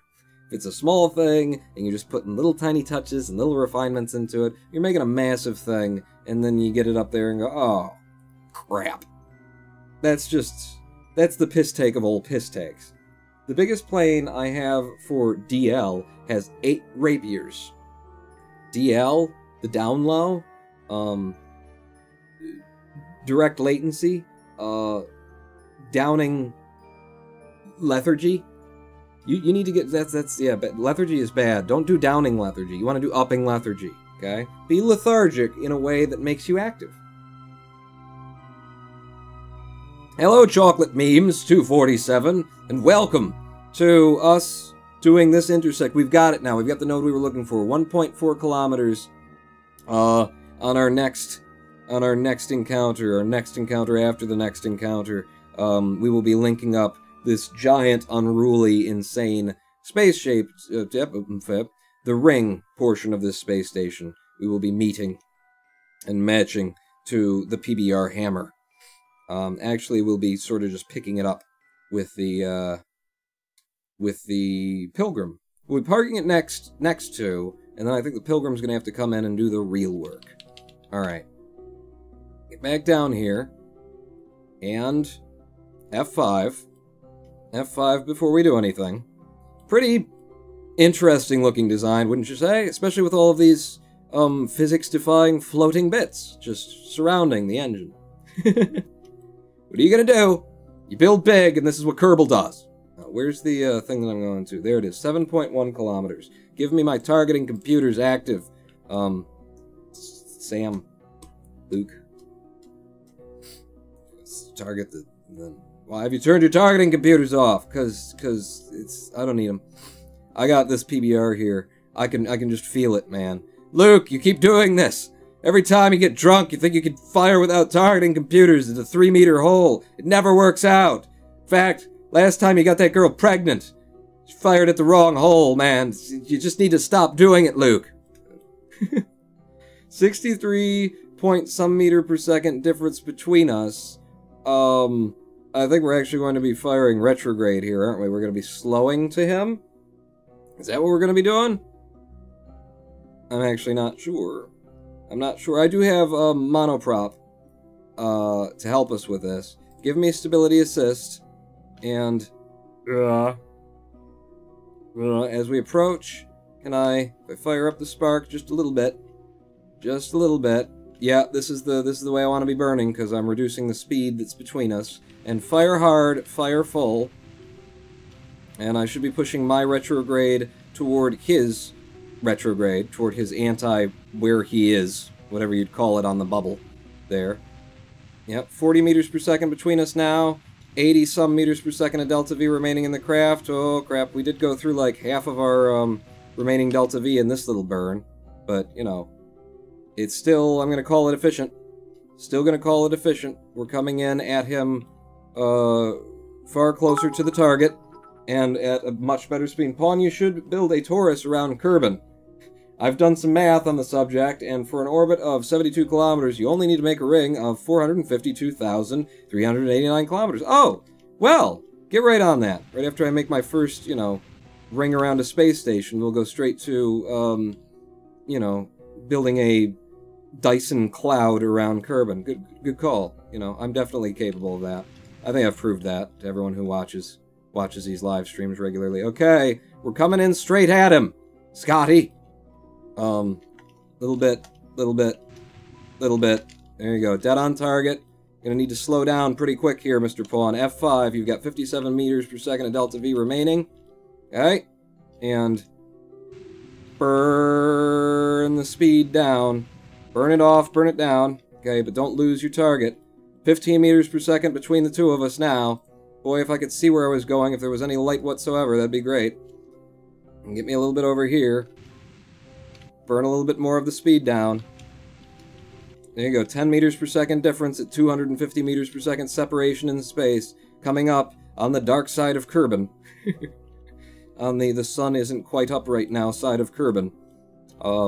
At the PBR hammer, with which is already holding load number 1 of the crap we need in order to put this this space station together, in order to put the ring around the hammer.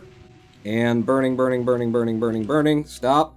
4.9 meters per second. Oh, crap. Fire, and stop, and fire. Okay. Could you have gotten any closer? Not sure. Whoa. SAS, don't do things that I didn't ask you to do. RCS, N. There we go. There we go. How are we doing on monoprop? Oh, lots of it. Lots of it. Okay. Slow us down, and then you can't actually see what I'm doing, and neither can I. We're just trying to get ourselves at something akin to a dead stop here. That's not the right way. That's the right way. Okay. Just want as little drift as we can possibly have between us and the space station. We're just parking near field right now, is what we want. Near field parking operation.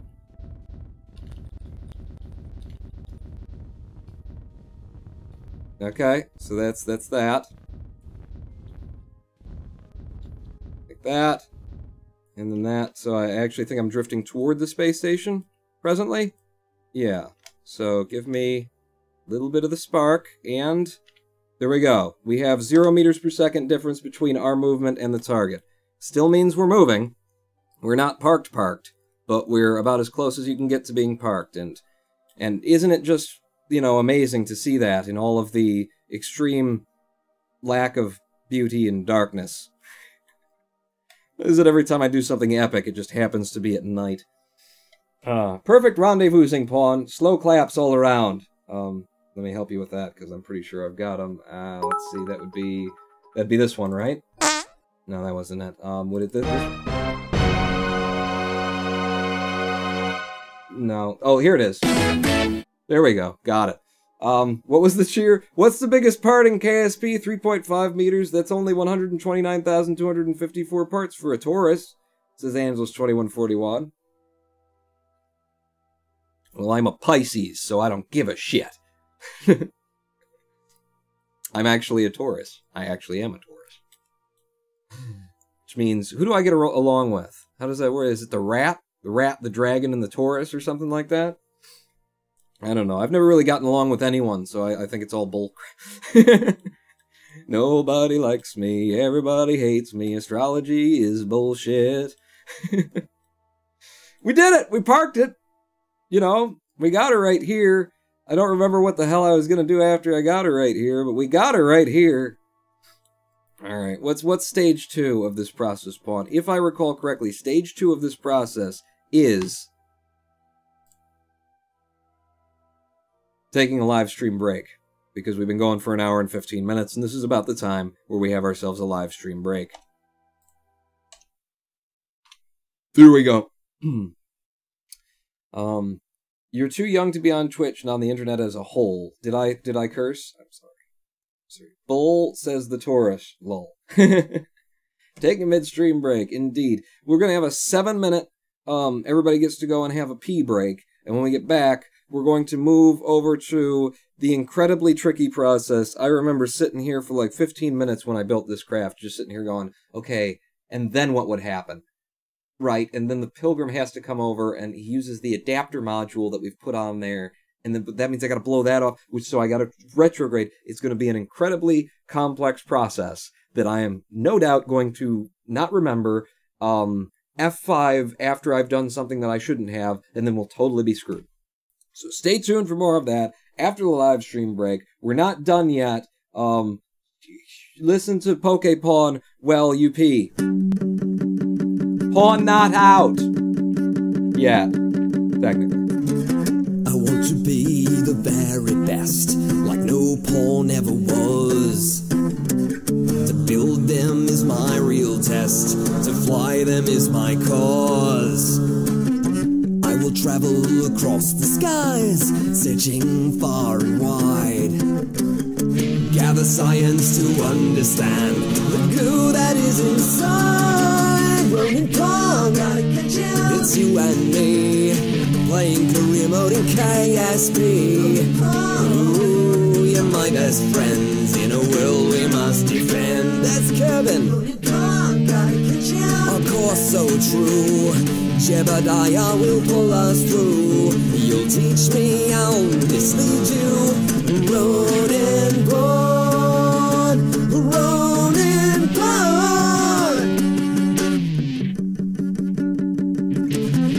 Every mission along the way, with courage I will face. I will fly them every day, straight into outer space. Come with me, the time is right, our node is drawing near. SAS and thrusters full, blow up the landing gear. Rolling Kong, it's you and me, build it in three-sided symmetry. Ooh, you're my best friends on a channel we must subscribe to. Come on, click it.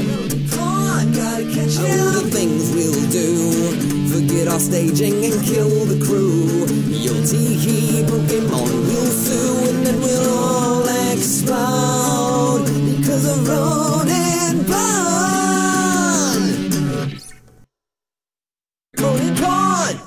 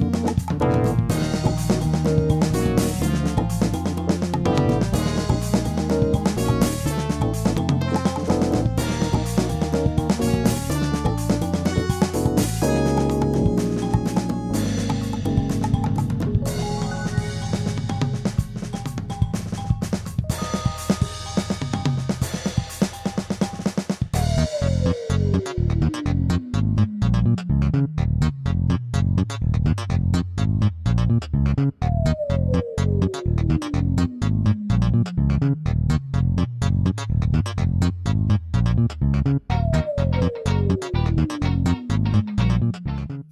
I am the Ronan Pawn, and welcome back to a twitch.tv/RonanPawn live stream on twitch.tv/RonanPawn. Stage 2, Crash into Space Station. I was nearly there.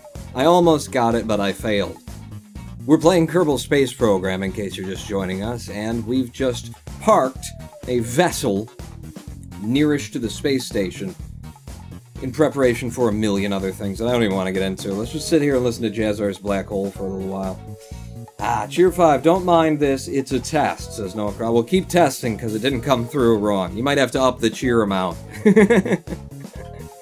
Didn't come through correctly. We're gonna need higher level cheers in order to make sure that whatever it is you're testing is working correctly.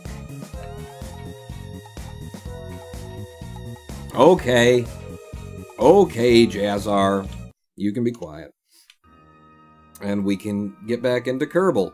On the dark side of Kerbin, when it's most impressive. I would spin round to the other side of Kerbin so we could do this in the daylight. But that would mean that we would drift away from the space station. I'll just turn the minimum ambient lighting up a bit. That's one of the mods that I've got installed. You were asking about that earlier, now you know. For just such an occasion as this. This is the PBR hammer. This is what, you know, imagine it without all this crap attached to it. That's what it was from the beginning.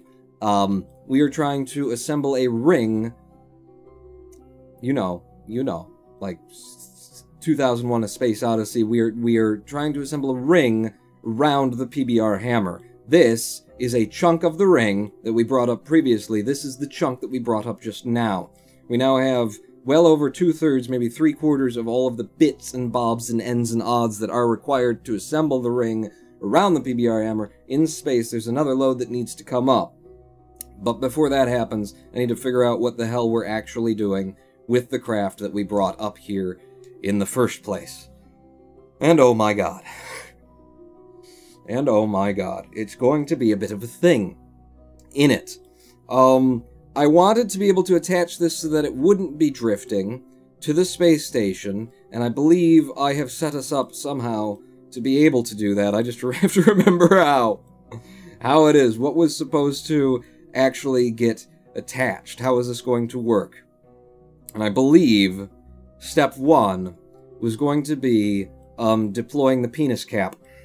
It was going to be jettisoning this part, because we've gotten here, we're stopped in space, so we don't need that little RCS port there anymore, necessarily. I get rid of that, and then we come back over, we grab, down here is a Pilgrim, which we've been using as our little tow ship, a monoprop-fueled, tiny little ship that works very well for towing other things.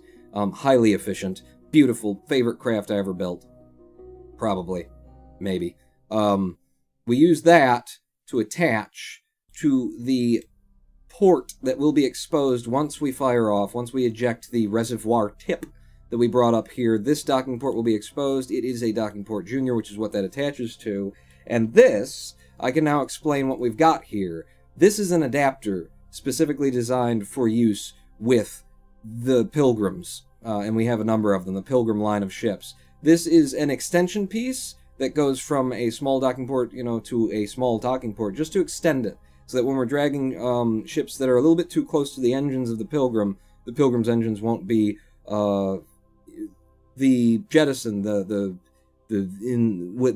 flamey, burny part won't be obscured by, you know, the ship, and it won't screw with how much power we can use. So that's just an extension piece. That extension piece is then attached to a converter that goes from a small port to a large port so that we can work with the larger pieces that we've got up here.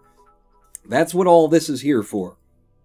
Tier 5. F, I gotta learn PHP now. I mean, joyful! I gotta learn PHP now! It's not that hard. No, I have a lot of experience in PHP. It's a fun, good programming language that does what you expect it to do when you expect it to do it. I liked it anyway. I actually wrote an entire, what would you call it? Well, a forum. My own BBS forum, my own online forum I wrote in PHP. Very useful scripting language. Anyway, what? I don't know. We need to have this on our orbital retrograde, which means I think actually we want to be... No, we want to be facing our retrograde. Can you move the ship? No, without RCS, you're going to stop. You're going to screw up our parking job. Without RCS, just using the electric, the rotational majigger wheels.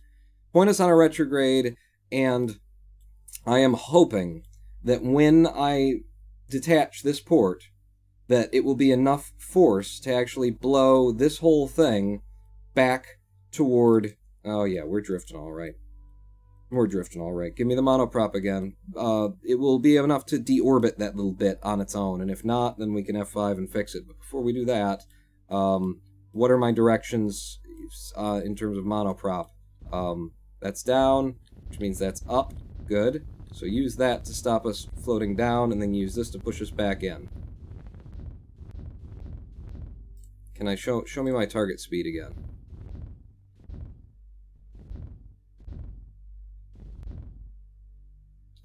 Come on, baby. Find me 0. I don't think you're going to find 0. And I think you're definitely threatening to break this off. Well, we don't need it right now, so let's retract it so that it doesn't break off while we're doing other things. You come in... Yeah, I don't need it. We've got lots of electric charge on this guy for the operations that we need. Alright, we're sitting relatively still. RCS back off. F5 from here. And we're about to test and find out whether or not there's enough jettison force in this decoupler to actually get rid of all this stuff. I'm going to right-click it and do it that way as opposed to hitting spacebar, because we know how that sometimes works out for us. In 3, 2, 1, decouple. Okay, and then switch over to it. That doesn't look like enough force to me. What's your periaps? Your periaps is 70 kilometers. Yeah, so that did not jettison it with enough force to actually get rid of it. Damn it. It's so close, too. So close. Pawn, are you still going to read that TNG script, says Pi? At some point I will. In future. Possibly today, probably not. There's a lot for me to have my mind on right here, Pi, I'm sorry. F9, because that didn't work, and I don't want to leave space trash. If I can at all do that. I have a backup plan for this. We're also going to be deorbiting the engine that brought us up here, which is attached back here. This decouples from there, and then it has to go home on its own. So I guess what we could do is we could fire that off, and then we could get rid of that. We fire that off, we decouple that, and then we try and drive it up to the butt end of that one and push it down. It'll be a bit of a thing to try and get it done, but that will already almost have, you know, enough to get back into atmosphere from where it is right now. So it could be doable. Hang on. RCS back on and N? There we go. There's our 0 meter per second drift again. Now that I could see it from that angle. Sling it down, says Rune Antilles. Spin it. If you do that spinning, it'll work, says Rune Antilles. So if I'm... and then I throw it off, you think that'd be enough? I want to try it my way, Rune, because my way is, you know, stupider. No, your way is pretty... It's a big ship. I'm going to F5 one more time from here, and I'm going to try and do all this in one swift motion. So that means we, still on our orbital retrograde? No, get back on your orbital retrograde. Okay, you're going to totally screw up the fact that we're, you know, parked right now. On your orbital retrograde, I'm just going to hit space, and then what are you? You're that. I don't want that breaking off yet. So I'll hit space once, and then I gotta do this part, too. Okay, there's a probe on here, so I should be able to control that. Oh, pawn. Don't forget, what? You have to take this out of hibernation, and then you have to open up the electric charge. Okay, F5 from here, because it's only got 10 electric charge on it. Bit of a thing that we'll be doing in a moment here. Here we go. F5 from now. Space. Fires that. Before, you gotta open up the electric charge on that, and then, decouple the node. Oh, crap. Oh, crap, what happened there? No, all this stuff is still attached to you. Okay. Right. So there's a reason I can't do it that way. Okay. Yep. You know what I was thinking? Maybe if we spin it and eject it. I had this idea, it just came to me. Instead of doing all that stuff, what if we were to spin it and then eject it? Because we'd have a little bit more momentum. My way is the Kerbal way, says Rune Antilles. We're going to do it your way, Rune Antilles. And there's also the backup option of just getting the Pilgrim out here to push it down as well. Or just saying, screw it, we'll have a little bit of crap in space, you know? Certainly in the real world there is far more crap in space than even this. Orbit, yeah, just give me stability assist. And then, what do we got? No, not that way. Not that way. Okay, we'll do it overhand. We'll do an overhand. In fact, no, we'll just spin it this way, and then we'll release it. Ugh. When should I be releasing it, though? When should I be releasing it? Now, there's another. Oh, good, we've got light again. And, in 3, 2, 1, fire! Okay, and then you can just stop spinning on your own whenever you do. How'd you do, little dude? Periaps is 65 kilometers. That would technically come down. That would technically come down. Okay, I can, you know, fairly delete that in my own mind. Eventually it would come down. Beautiful. 45 degrees, says Rune Antilles? That's what I was thinking, too. Yeah. So you get the most from the, but also from the, yeah. It worked! Thank you, Rune Antilles. Beautiful. So we got rid of that. It's been jettisoned. It's going to come down. We actually have light on the ships again, which is just brilliant. Step 2? The hell is step 2, Pawn? I don't know. I forget. I don't know, because this has got a... All 3 of these things are attached to you, huh? Huh? I don't think I built it the way that I'd hoped I'd built it. I don't think I did it right. I don't think I did it right. I mean, it's workable, but it's not what I'd hoped for, is the deal. Not in the slightest. Damn it. I had a version of this that I had built where these parts were up here and pointing down, and then I realized, it would be far better if I could do blah blah blah and so forth and so on, but it was just so complex to try and keep all of it in my head as to, like, what I was going to do and how that was going to work once I got up here and where this was going to go and where that was going to go. I couldn't manage it.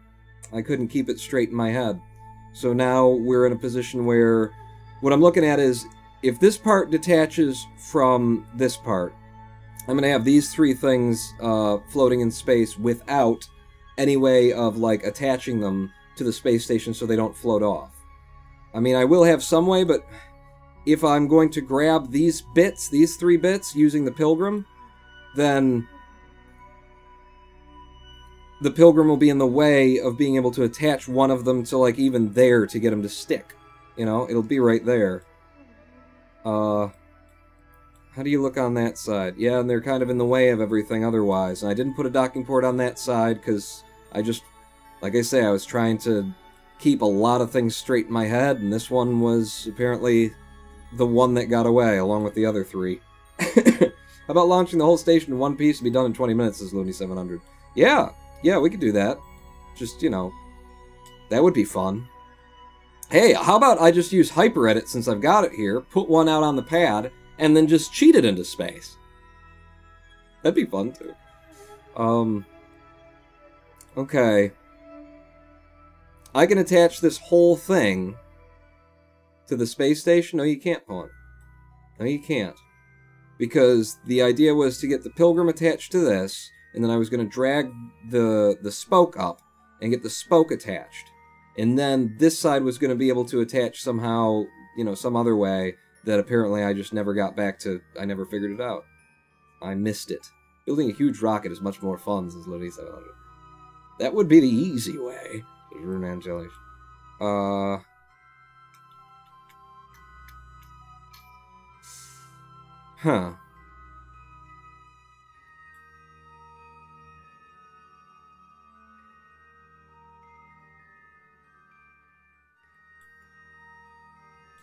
Yeah, this is a puzzle that there's no real solution to. I think what I have to do is I have to break all 3 of these off individually and attach them somewhere to the space station. I just have to do that. Yeah.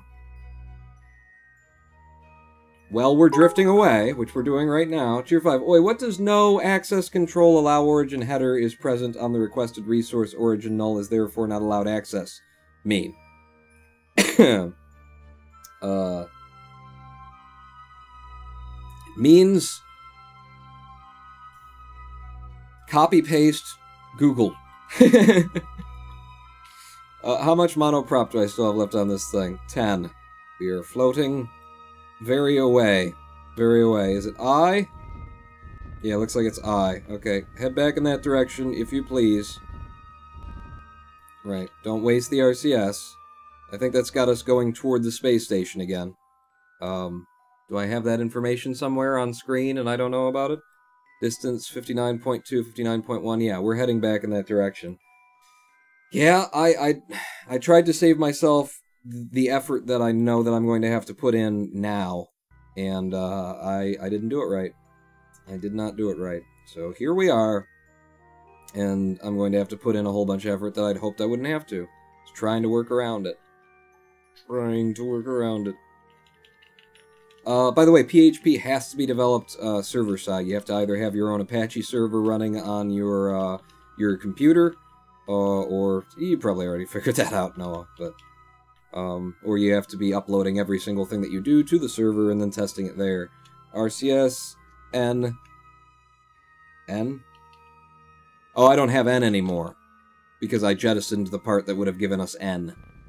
Oh crap! And now I'm screwing everything up because I used monoprop. I could attach the whole thing just by driving it in straight. Slowly, but straight, using this, and then it would be attached somewhere and I could break the little bits and bobs off as we went. Now I just need to go over to the space station and find a junior docking port that's free. And I'm not sure that those exist, because we've got so much crap going on over there right now. Running a server right now, says Noah. I know! That's a tick. That's a tick, Noah. I know! Write it down, put it on the wall. Let's head over to the space station. No, not you. Oh, thank you. You can come to this, but you can't go back. Well, fuck you, Kerbal Space Program. I love this game. Have I mentioned lately that I fucking love this game? Not you. The hammer. The hammer, please. Yeah, no, not that. Not that. Hammer. Hammer. Screw it, switch me back over here. The side cupola docking port wouldn't work as temporary attachment, says Ronantilles.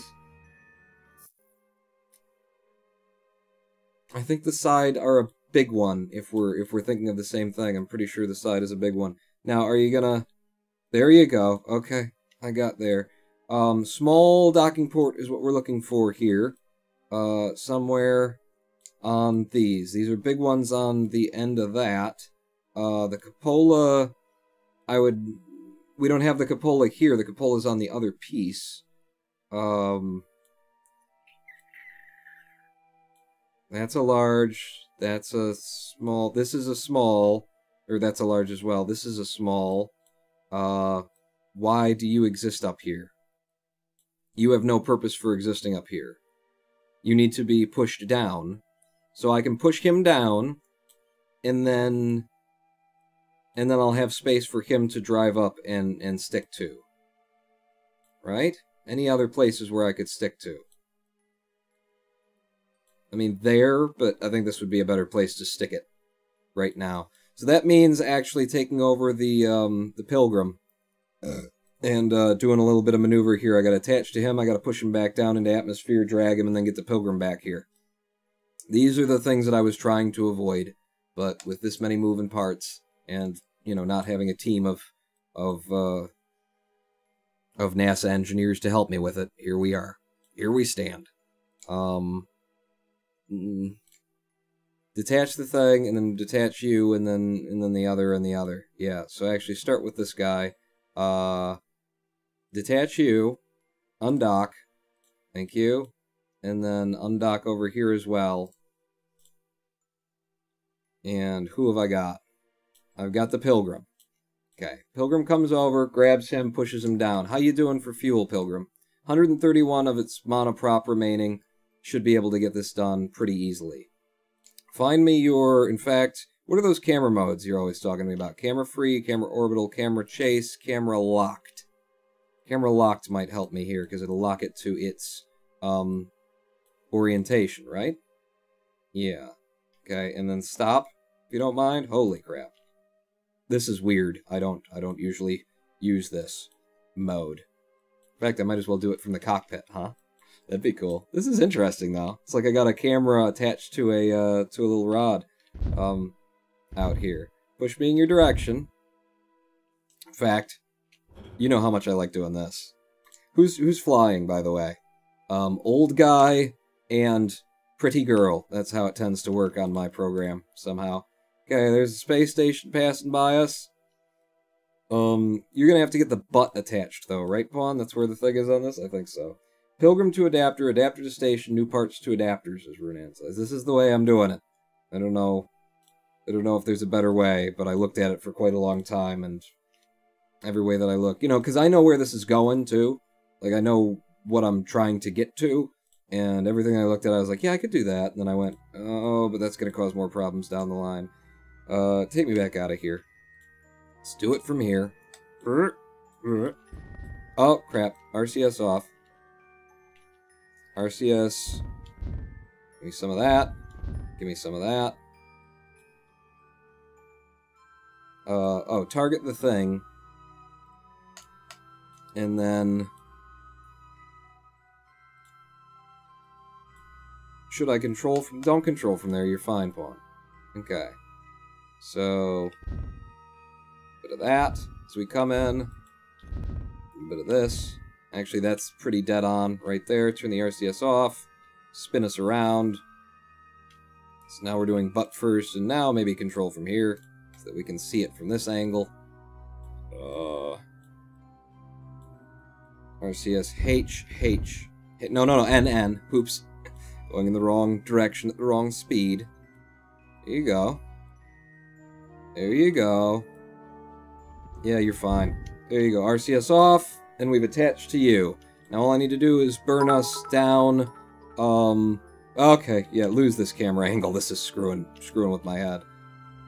It's working, says Noah Croft. What's working? Ice cream? Or what's working? Why did you need PHP? I don't understand. Congratulations, it's working! Get me on my retrograde, and then, easiest way to do this, I would imagine, would be RCS on. Give me some... No, that's the wrong direction. H, because we're controlling from the wrong place. That's it. Control from here. No, what? Okay. Yeah, do that. That's good. Get on your prograde, please. RCS N. Okay, and just watch our periapsis. Go, I'm going to drop you down to like 65k. It's fine by me. And then undock and H. H. I need to set something as target ahead of me. That would be helpful. Well, where are you going, Pawn? Are you going over to that one? No, I'm not. Then you're just going over to the space station? Yeah, I just need to target the space station. There we go. Targeted the space station. Give me targeting computers. We are presumably heading back toward it at 0.7 meters per second. RCS on. No, we were falling away from it. Now we're heading toward it. Dead on. Accurate. Okay. How we doing for monoprop? Down to 125. That's been ditched, which is just fine by me. F5 from here. Double-clicking works on models, says Runan says. Yeah, I had to find that little ticky thing there. Maybe I could have double-clicked anywhere, but that's what I knew. Alright, warp me back up. This guy is just adrift. It's fine as long as he's, you know, not too far away. If I can see him, then we're still okay. Bunch of weird-ass looking stuff you brought up here, Ronan Point. Yes, I did. Yes, I did. I do not dispute that claim. You can select by right-clicking it a lot, even when the ticky thing isn't showing. Oh, by right-clicking it a lot? Just... Okay, RCS. Push me over so that we're getting closer to it. I don't know where I'm parking you. Is issue number something else. But, you know, you're a pilgrim. So you can be free floating. You got a lot of Delta V in you. Could just about make it to Minmus right now. No, not quite there, Paul. Give me... Okay, well, you won't do it, but I'll do it. Give me not hitting the space station. Good. Good. I think we're going away from the space station now. 0.1 meters per second. Drift is to the left. There's 0 meter per second. We're parked near to it. F5 from here. Now, you need to come over and with one engine and monoprop that will not slow it down. It will get it. What will it do? The monoprop that we have. What are you doing? Why are you spinning in that direction? Can you control from here, please? Control from there. Just to make sure. This is supposed to be your prograde, and it's supposed to be your target prograde. Okay, it's because you're going away. I understand now. What was I saying? It can't slow itself down. It can help itself get more on course, but it cannot slow itself down. So we have to come at it very slowly. Otherwise, we're going to be spinning a very large thing around to try and slow it back down once it's over there. You selected progrades, as Renantis. Yes, I did. I was thinking, point me in the direction of the target, but I don't have those yet, because I haven't been to Elu, or whenever the hell you get pilots that can do that. Come on, baby. Point in this direction. Give me a little bit from the engines. Only 33 meters per second of delta V remaining in terms of liquid fuel right now. 32. 31. Yeah, I don't want to generate like a bunch of speed going in the direction of the thing, because that's speed we're going to have to scrub with more delta V. There, we're more or less on course to intercept it. I'm going to get toward our retrograde now, because I'm pretty sure the docking port is going to be on the other side from where we're passing it by. We have 29 meters per second of delta V remaining in this craft to try and get this thing linked up to the space station. I love it when a plan falls apart. And then comes together, and then falls apart again, and then starts to come together, and then all falls apart, and then suddenly comes together. Somebody get me a cigar. Cheer 5. Turns out I might not actually need PHP. Whoops. Well, I can add that to my resume, I guess, lol. Yeah, it's a very useful thing. I mean, a lot of people soured to PHP, but having a nice, clean, server-side scripting language for your web deployments, and knowing how to use it, it's got very nice integration with SQL databasing. Very easy, figuring out of what you need in order to get what you want out of the database. Very simple. Easier than trying to find your nodes in JavaScript. I'll tell you that. F5, when you're doing a completely different thing. Because I was just doing that recently. I was looking for, something in a web page that was kind of like everything else, and trying to dig down through it through dynamic JavaScript is, oh, that's so much fun, is what it is. Easiest level up to level 3. Flyby of Moon, flag on Minmus, brief solar interlude, pop out of Kerbin's SOI, then go back in. Level 3 gives you all the nice perks, says Renantilis. Really? God, maybe I haven't actually sent a pilot outside of the sphere, Kerbin, the sphere of influence. Or if I did send them there, they never came back. Probably more likely. We are headed at 1.1 meters per second toward the space station. I'm going to go ahead and warp us a little bit as we lose the daylight. Wait a second. How's our electric charge? We're fine. This ship is fine for electric charge. Even though we broke off one of the solar panels apparently on the way up. Hey, it'll happen. Happens to the best of us. And to, Ronin Pawn, which is definitely not the best of us. Okay, you're going to be passing quite wide of the space station right now. So I'm going to get us burning a little bit in this direction. Okay, just a little bit from that spark to get us back on target.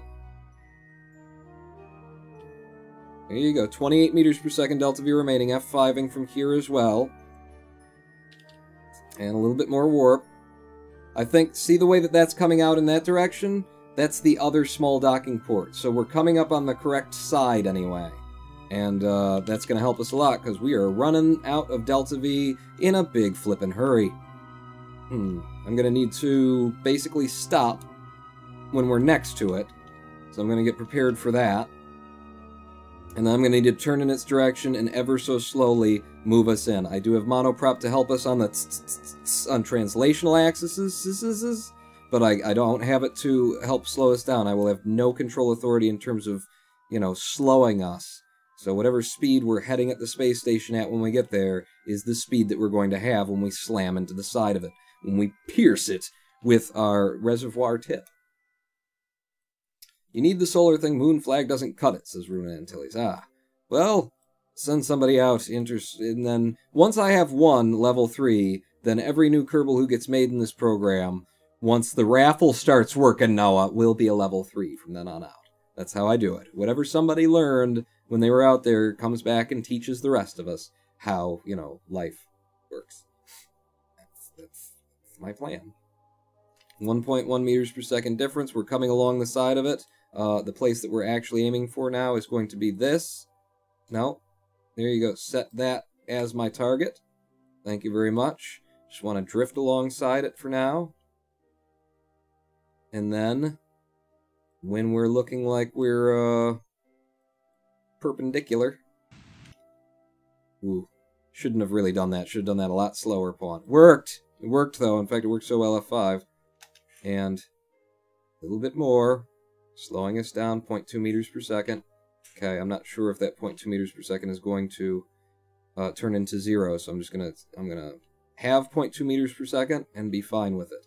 Now turn us toward the space station with 27 meters per second of Delta V left in the tanks in terms of liquid fuel.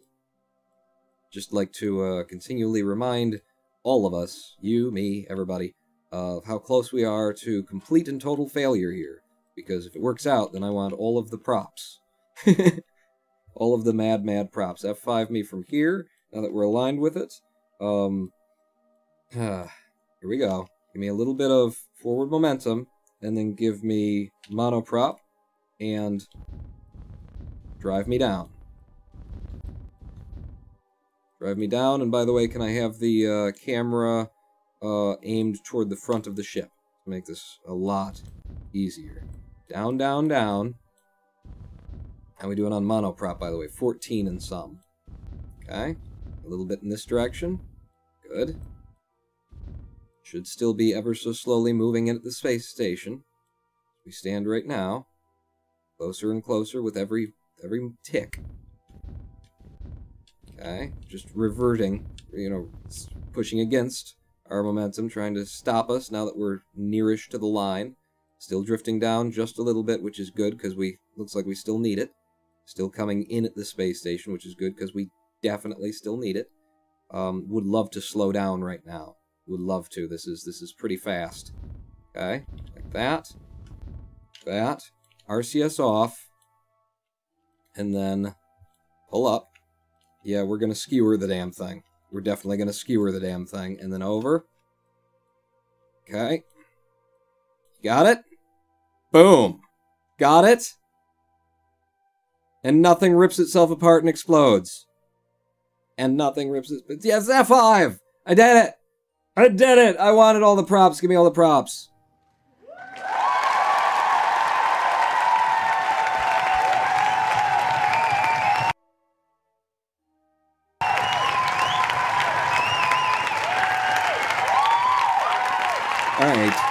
All right. We did it. All right. That's better than it was. The Pilgrim, I don't know what the hell I'm going to do with you. I would love to have you parked, plugged into a small docking port somewhere, but that small docking port doesn't exist presently, is the problem. Or does it? Tell me there's a small docking port somewhere on this thing.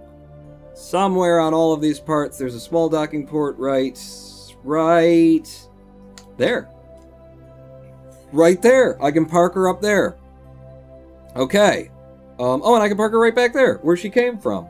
No, something else was there. She can park there anyway. Give me the No, not you. Oh, and don't tell me I can't come back. You piece of ass! Kerbal Space Program. Ass are you?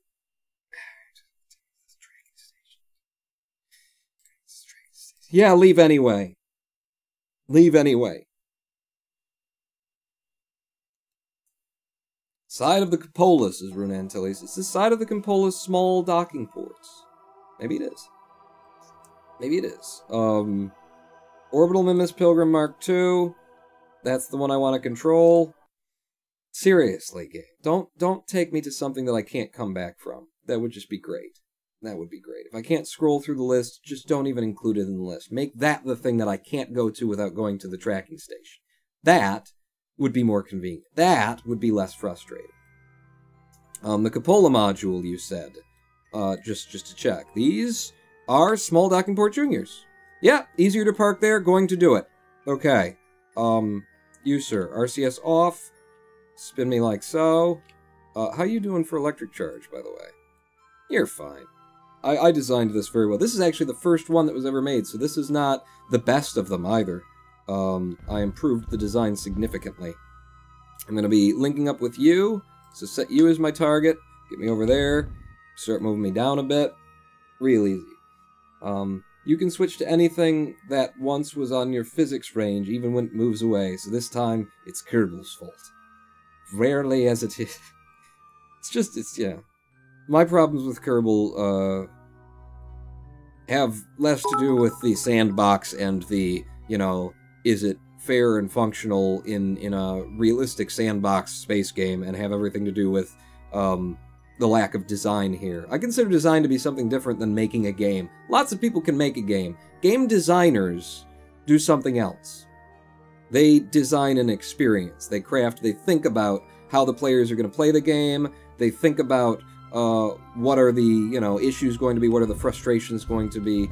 Game designers do something entirely different. And in my opinion, there were not enough, game designers involved in this. And I've been told that, the developers of Kerbal Space Program weren't game designers, and that's clear. That's okay. That makes sense to me, because it doesn't seem like it. Tier 5, in movie trailer voice. He thought he could do it. He thought he could do it. He thought he could make snacks in 7 minutes, but boy, he was wrong. Starring pie and a snack wrap in 30 minutes later.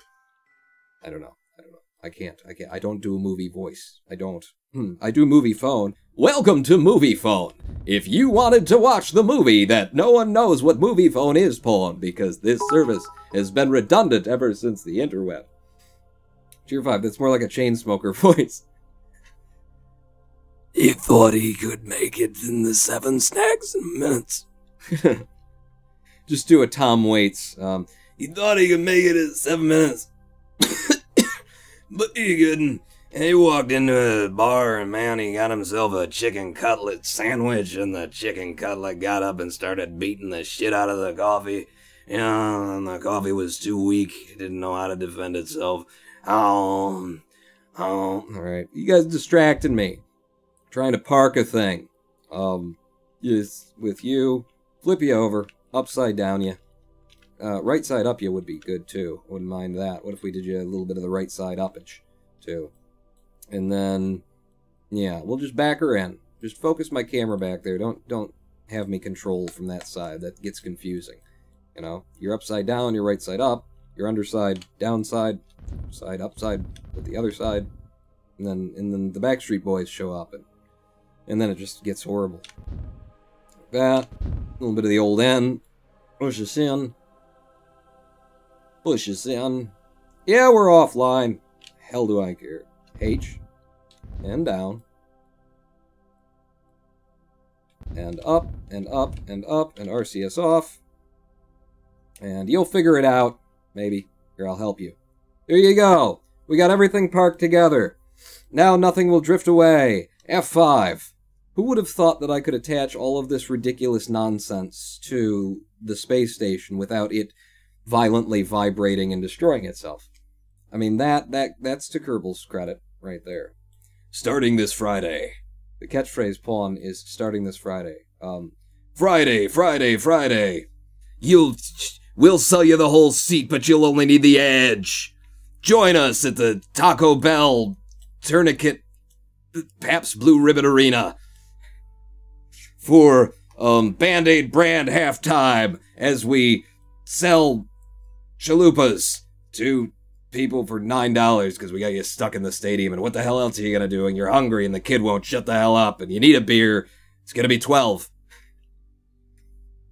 12 beers, but $12. It's $144 is what's going to cost you for that. We did it. We got all those things attached.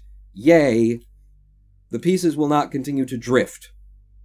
That was the goal of everything that we just did there. And we've got another docking port free on the side of this, in terms of small docking ports. So, okay.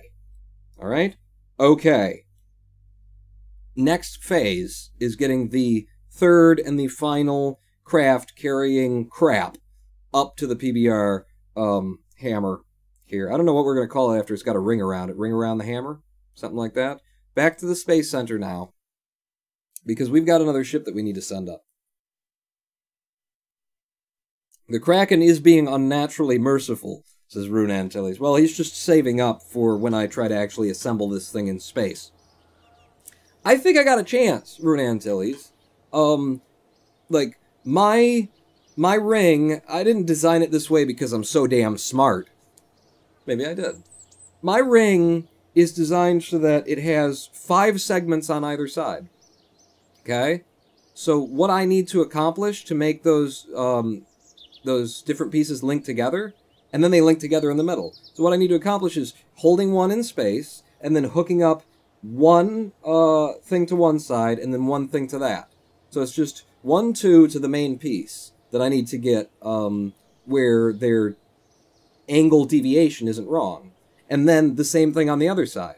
So my deviations of like having these little turning bits like a little bit off isn't going to amass all the way around the ring. It's not going to speckle all the way around the ring and be, you know, more and more and more and more and more and more and more and more. If this is going to work out, the saving grace of it is going to be that this ring gets assembled in halves, that there's only truly like 5 pieces to each half, and that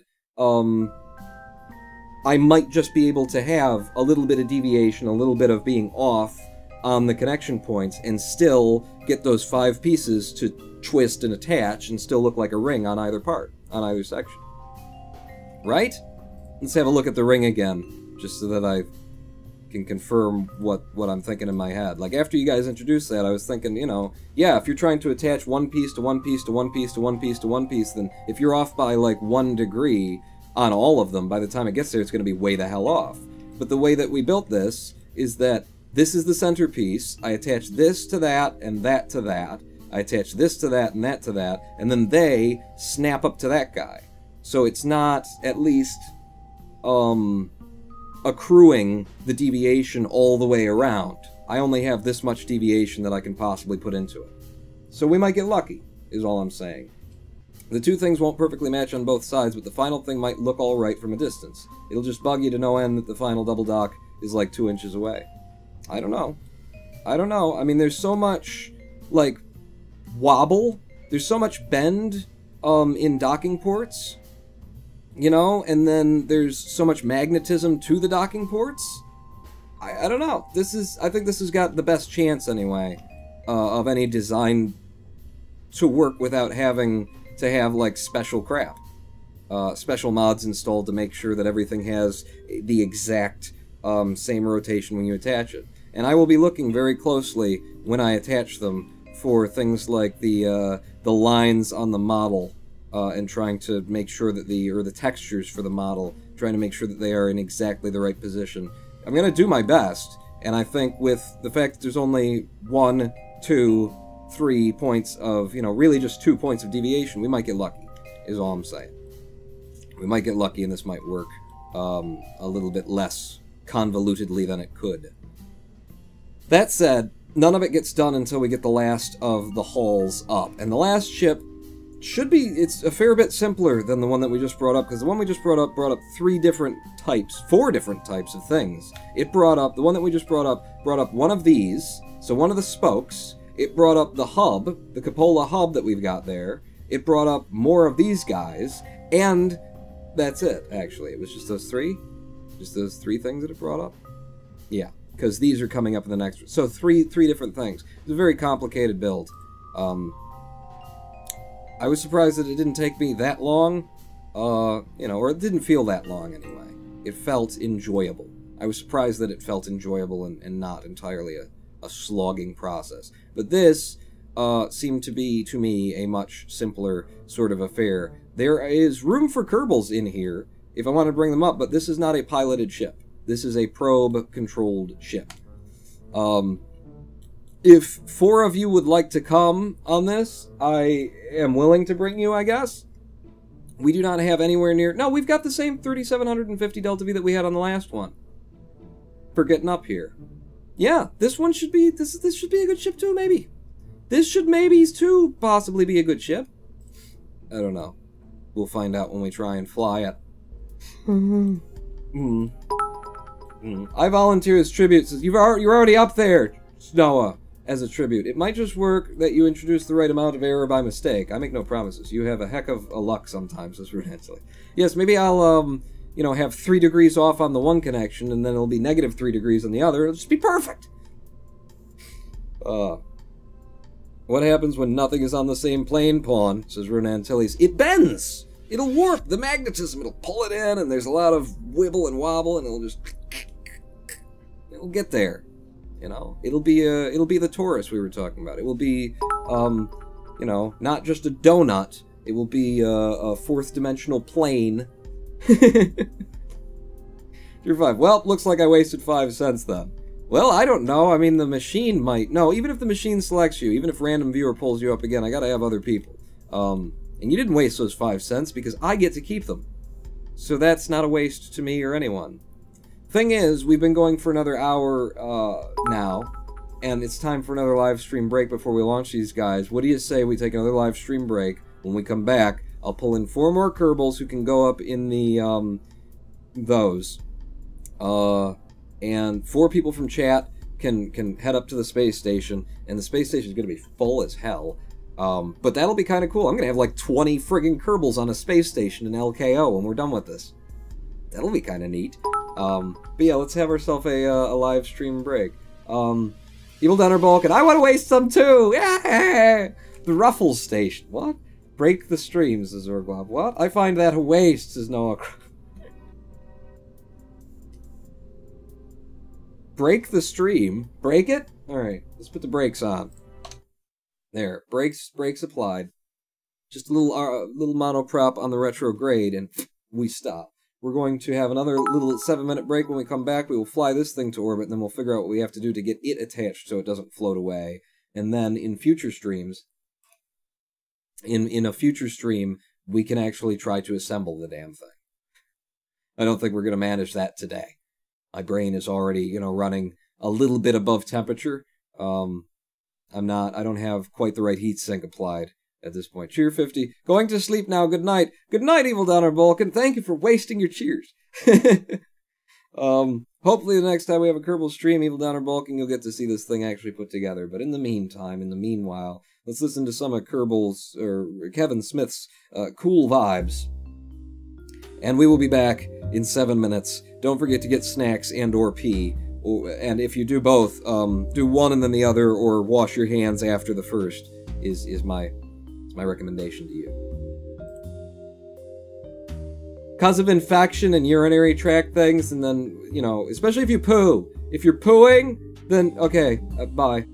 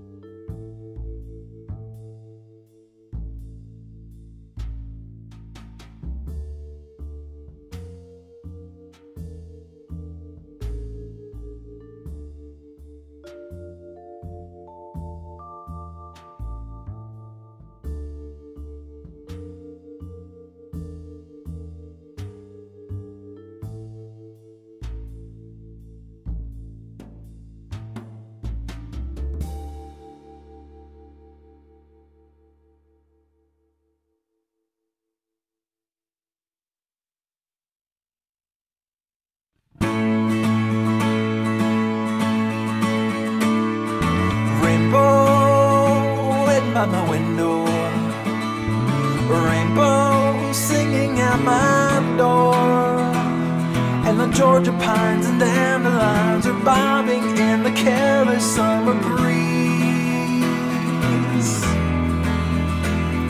Sunshine skipping on the sidewalk, sunshine not as bright as you. When you shattered free, you blinded me, and now I'm seeing stars around my head.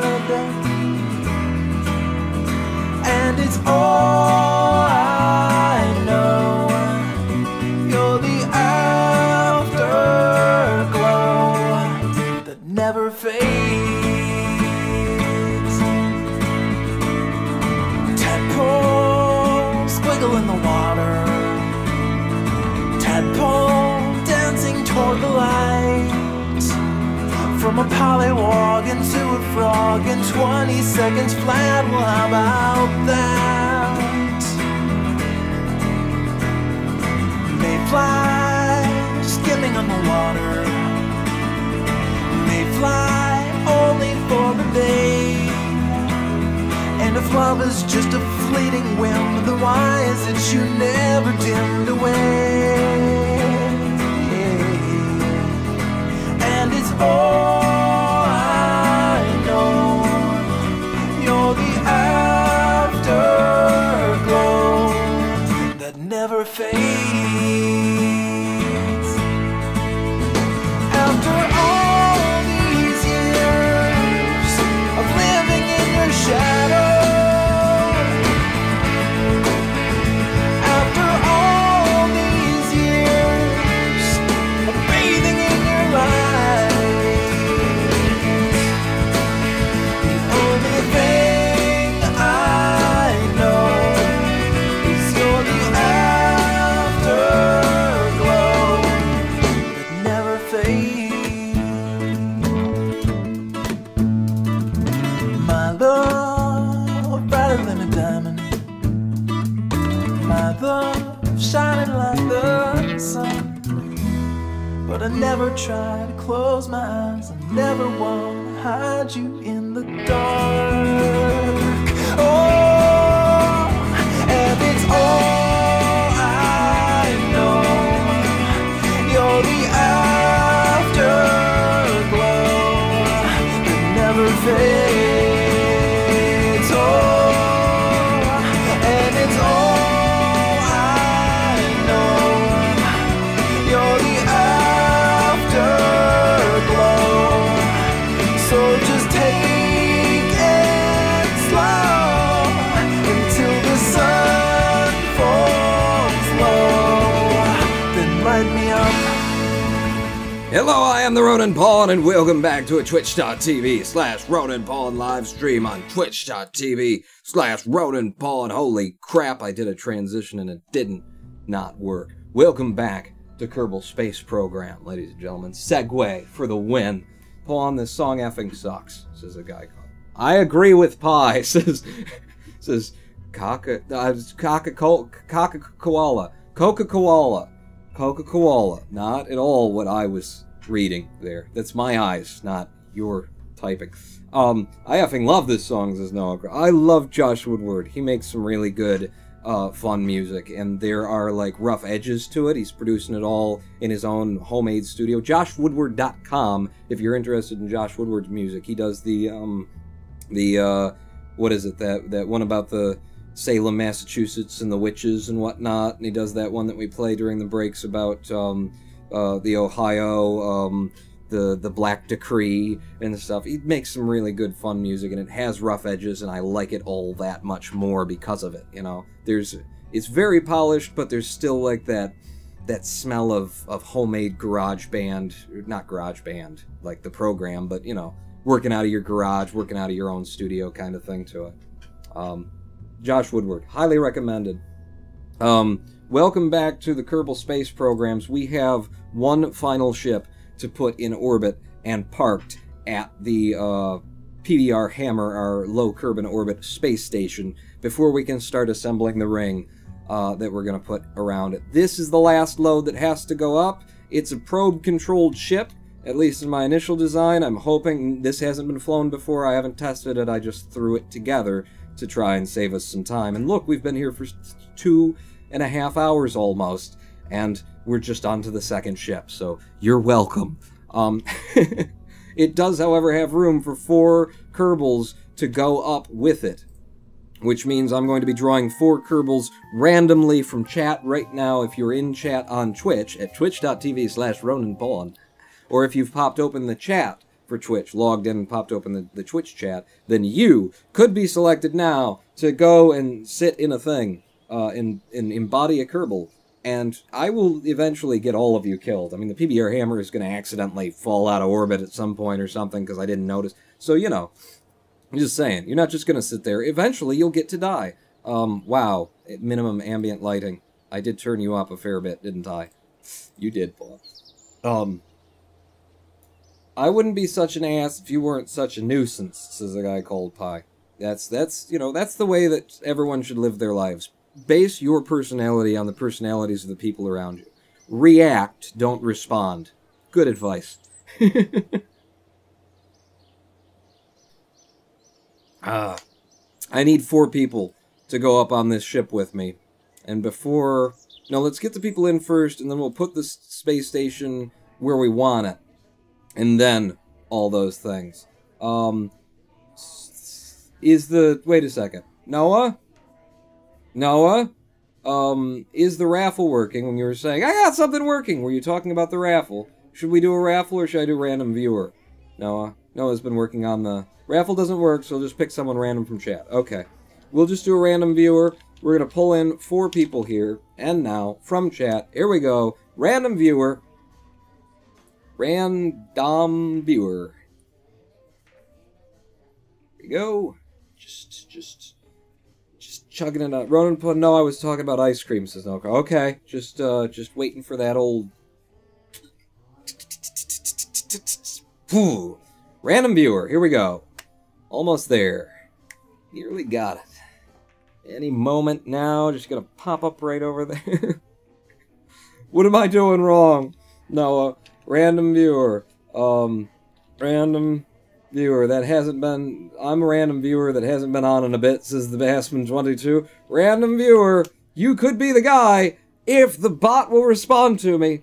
Is the bot offline? I'm installing stuff on the Raspberry Pi, so it might be lagging a bit, says Noah Croft. A bit. A bit. Come on, man. The 7th, I said. The 7th, because I really want to be able to just, like, get back to doing streams the way we used to, where things were dependable, we could do a raffle, we're doing a whole redesign, Noah's doing a whole redesign on the bot, lots of new features, it's gonna be awesome, but come on!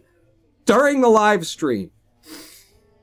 The Bassman22, did you want to be a Kerbal? Apparently that's what I'm forced to do, is just pick people at random. Here we go. Here we go, emergency operations mode, says Noah. Yeah, for me too. The Bassman22, you just became a Kerbal. The Bassman22, female engineer, level 2, because you get to be a level 2, because if we've got one level 2 something, then you get to be that level 2 something.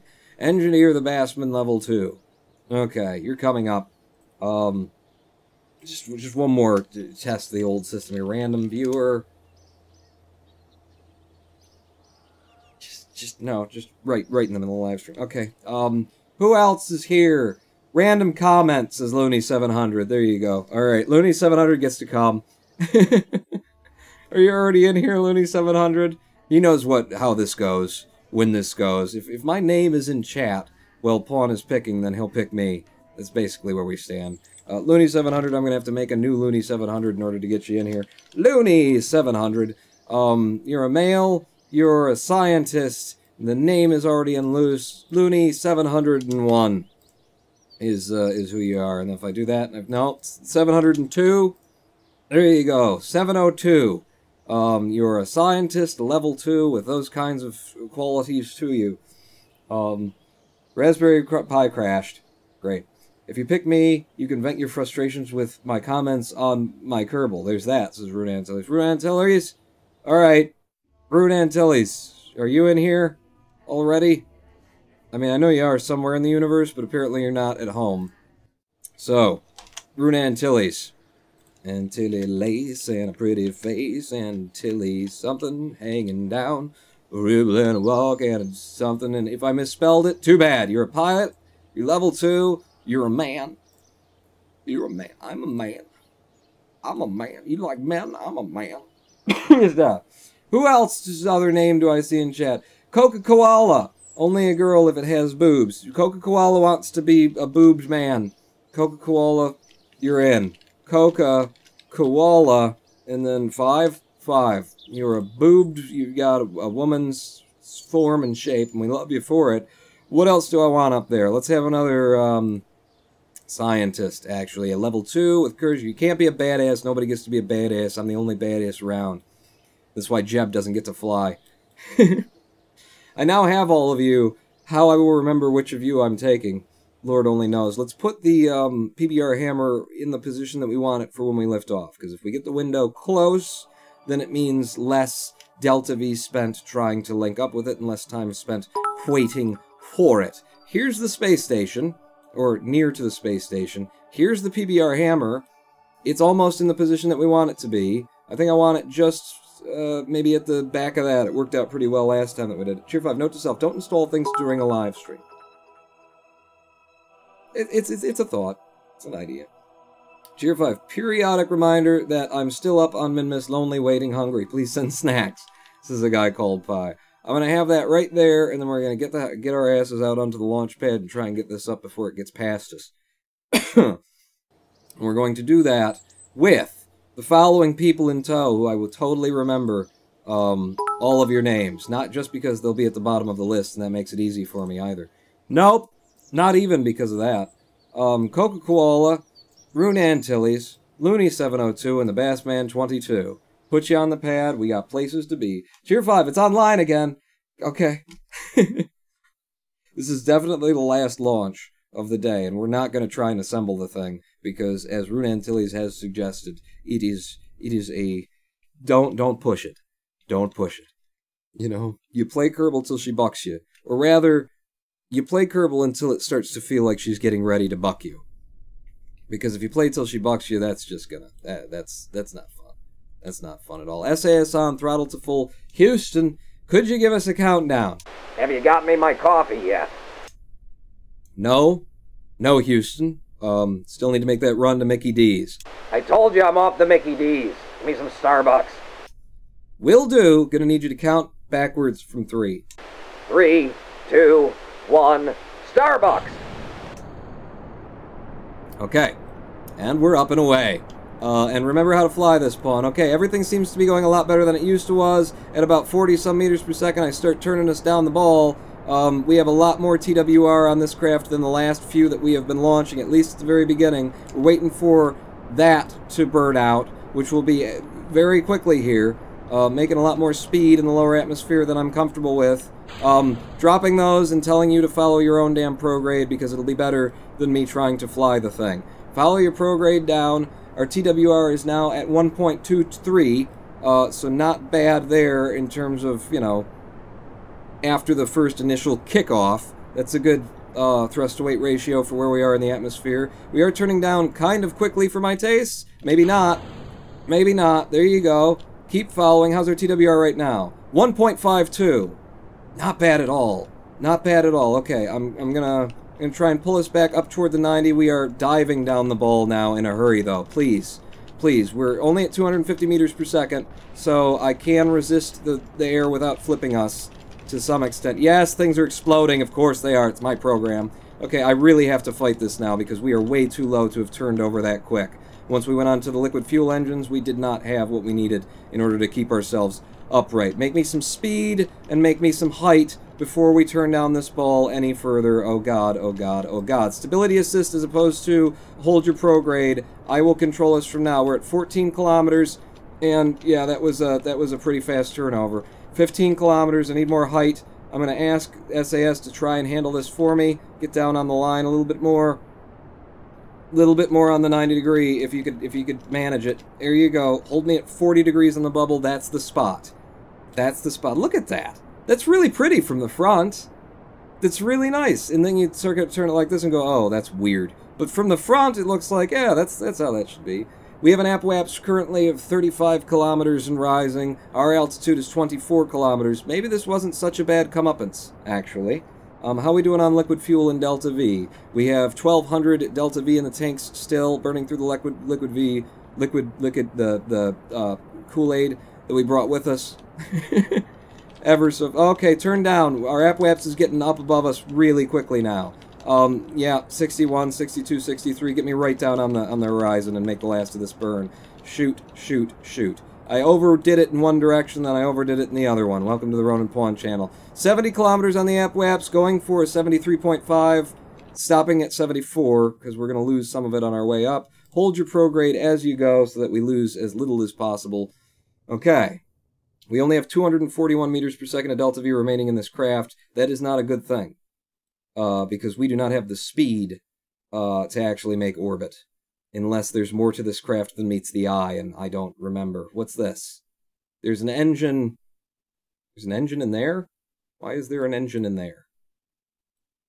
Maybe I planned this correctly. I don't know. It's been a week since I made the ship.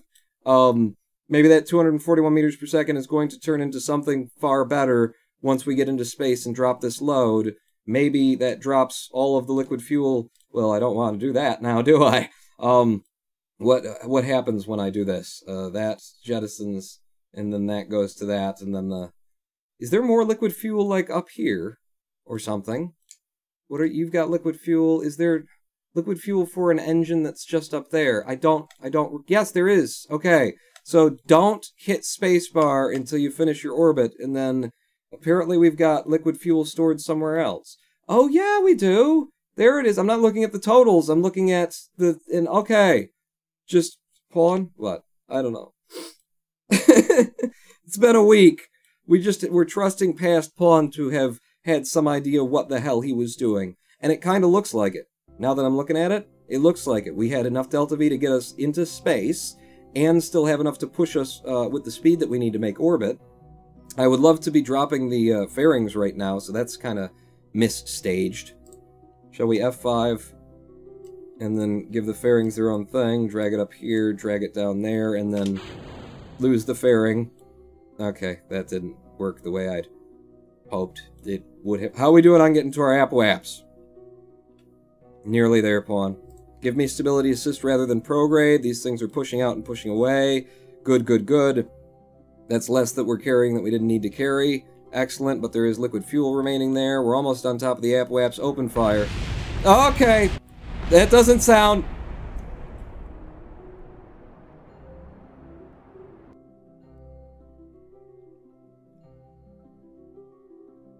Past Pawn didn't know shit. Past Pawn didn't know what he was doing. That's what I'm going to say. We have now the chance to inspect the ship and find out what it was supposed to be doing. Apparently we burned out all the fuel that's in here, and then we have another tank here that's on a spark for the last little push. I got it. Now I know. Good thing we made an F5. Huh? The fairings were the thing holding us together, says Runantilles. Apparently so. So let's not drop those fairings this time that we do it. Let's just finish our circularization, and then burn all out the rest of the liquid fuel in this stage, and then we'll ditch the fairings, I guess. Or we could do it a lot slower, is another thing. Let's just see how we get when we take it easy. Get easy. I'm gonna nose us down a little bit more toward the horizon for this final burn, and burning now. Nice, throttling back a little bit so that the apoapse doesn't run off on us. Okay, how are we doing on our periapse? Periapse is coming up, negative 200,000 buried right now. Throttling down, nosing down. Okay, good. Periapse almost up now. Okay, and we're out of fuel in that stage. Now hit the button. Now hit the button. And fire the remaining engine, apparently. And nose up a bit. Okay. No, we're good. We're good. Apoapse is still with us. What the hell is this thing that you made? It is God's design. I just implemented it. It came through me. Okay, come on. Come on, baby. How we doing? 170 some meters per second delta V remaining, and we have a periaps showing now at Kerbin. Want to get that up. Where's the PBR hammer? It's behind us again. We want to be going slower than it. So I'm going to push this out to 74.5 kilometers at least on this first push. Hold the apwaps to you, Pawn. Keep it right there. Keep it right with you. How are you, by the way? 73.9, that's good. That's good for where the hammer's been. Dive down a little bit. Okay, that's 74 on that side. I want a little bit more. Give me 74.5 on that end of things.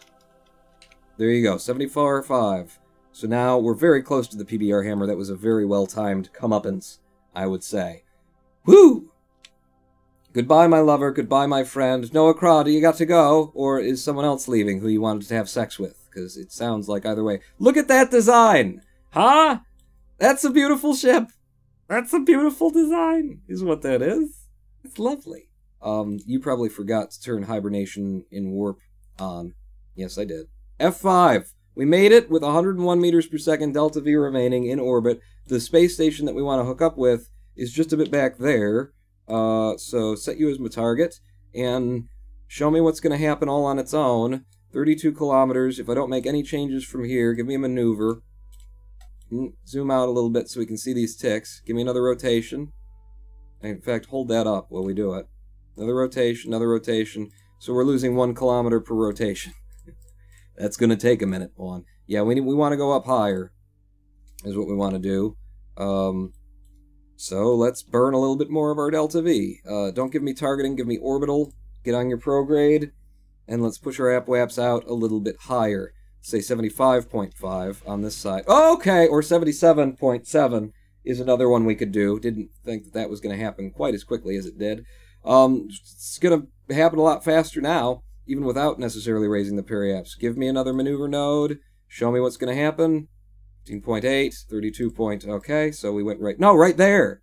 Right there! 1 rotation, we're down below 1 kilometer. I know what I'm doing. He keeps saying that. Does he think we'll believe it? F5. We're good. We're good. Alright, so focus on Kerbin and spin me for the win me. Yeah, baby. Yeah, as soon as we pass this, our next intersect is going to show up as... Still 16.5, 16.4. Okay, so we got to pass this one, and then it'll go down to being 1 kilometer away. Scientific proof that the Earth is round. Right there. You can just look at it. This is Kerbin in an imaginary universe. But look at it. I don't know what I'm talking about. Oh, is everyone in the same time zone? Then the world is flat. I don't know. I don't know. There we go. Our next intersect over there is at 0.7. You're at 16.4. Beautiful. Beautiful, beautiful, beautiful.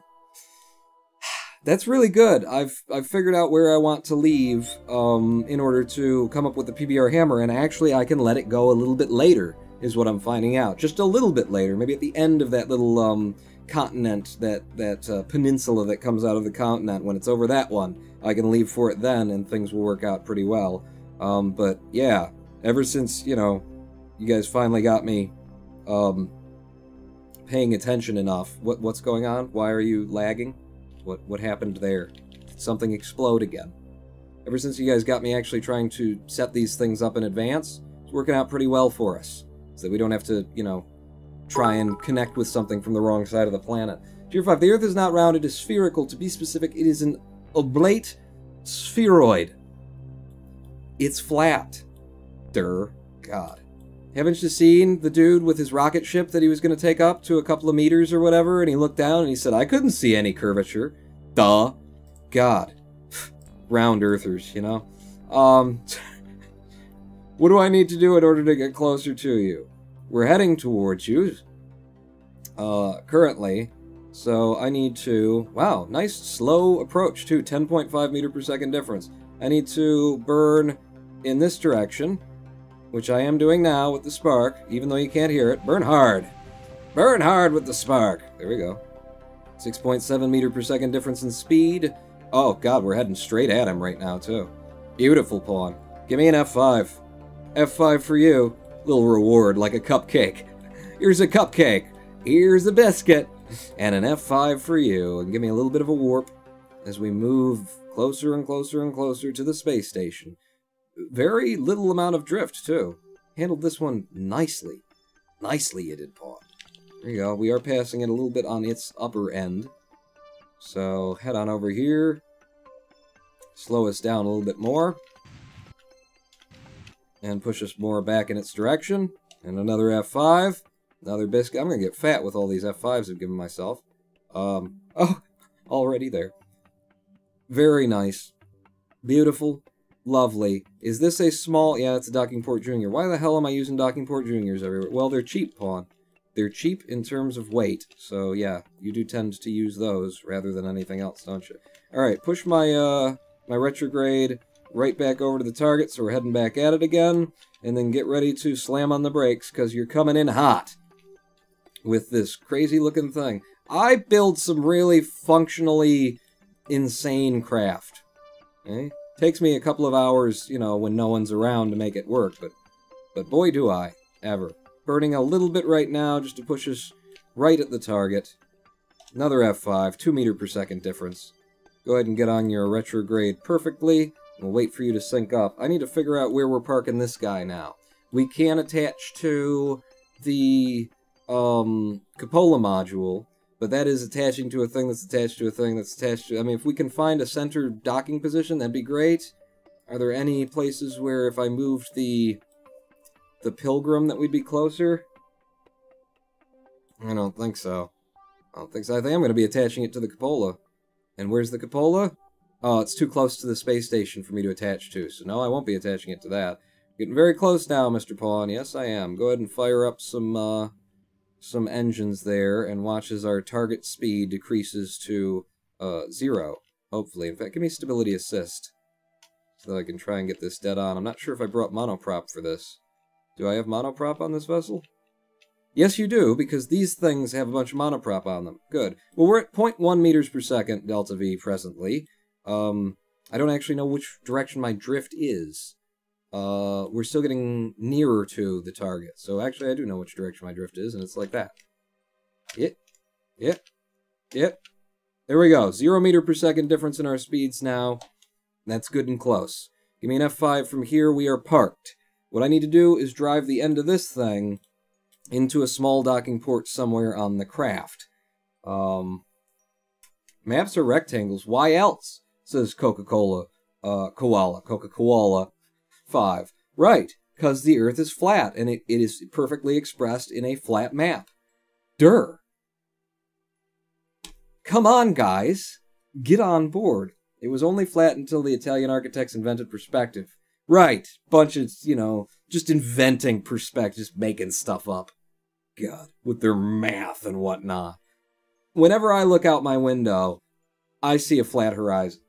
Actually, I see the house that sells the drugs. And then there's the Rensen. And then there's the land of glory across the river, Canada, where no one dies from gun violence. And, you know, everyone has health care. And it's just over there, just about 6 miles away. Across a river you could swim in, I don't know, 12 minutes, maybe? 15, if you're, I don't know, maybe 20. I don't know. I don't swim. Look at me. I'm fat from all the F5s and cookies. Just over there, that's what I see when I look out. What I don't see is a round Earth. I don't see a curvature. 6 miles away. 6 miles to heaven. That'd be a good book for someone writing about, like, the differences between Canada and America and, like, Detroit and Windsor. Which would be a good book to write in the style of, say, what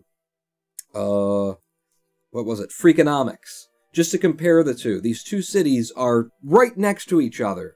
Cross a bridge, there is a bunch of casinos on Detroit's side, and across the river, there's casinos on Windsor's side. Like, these two cities, sisters, just really doing the same thing.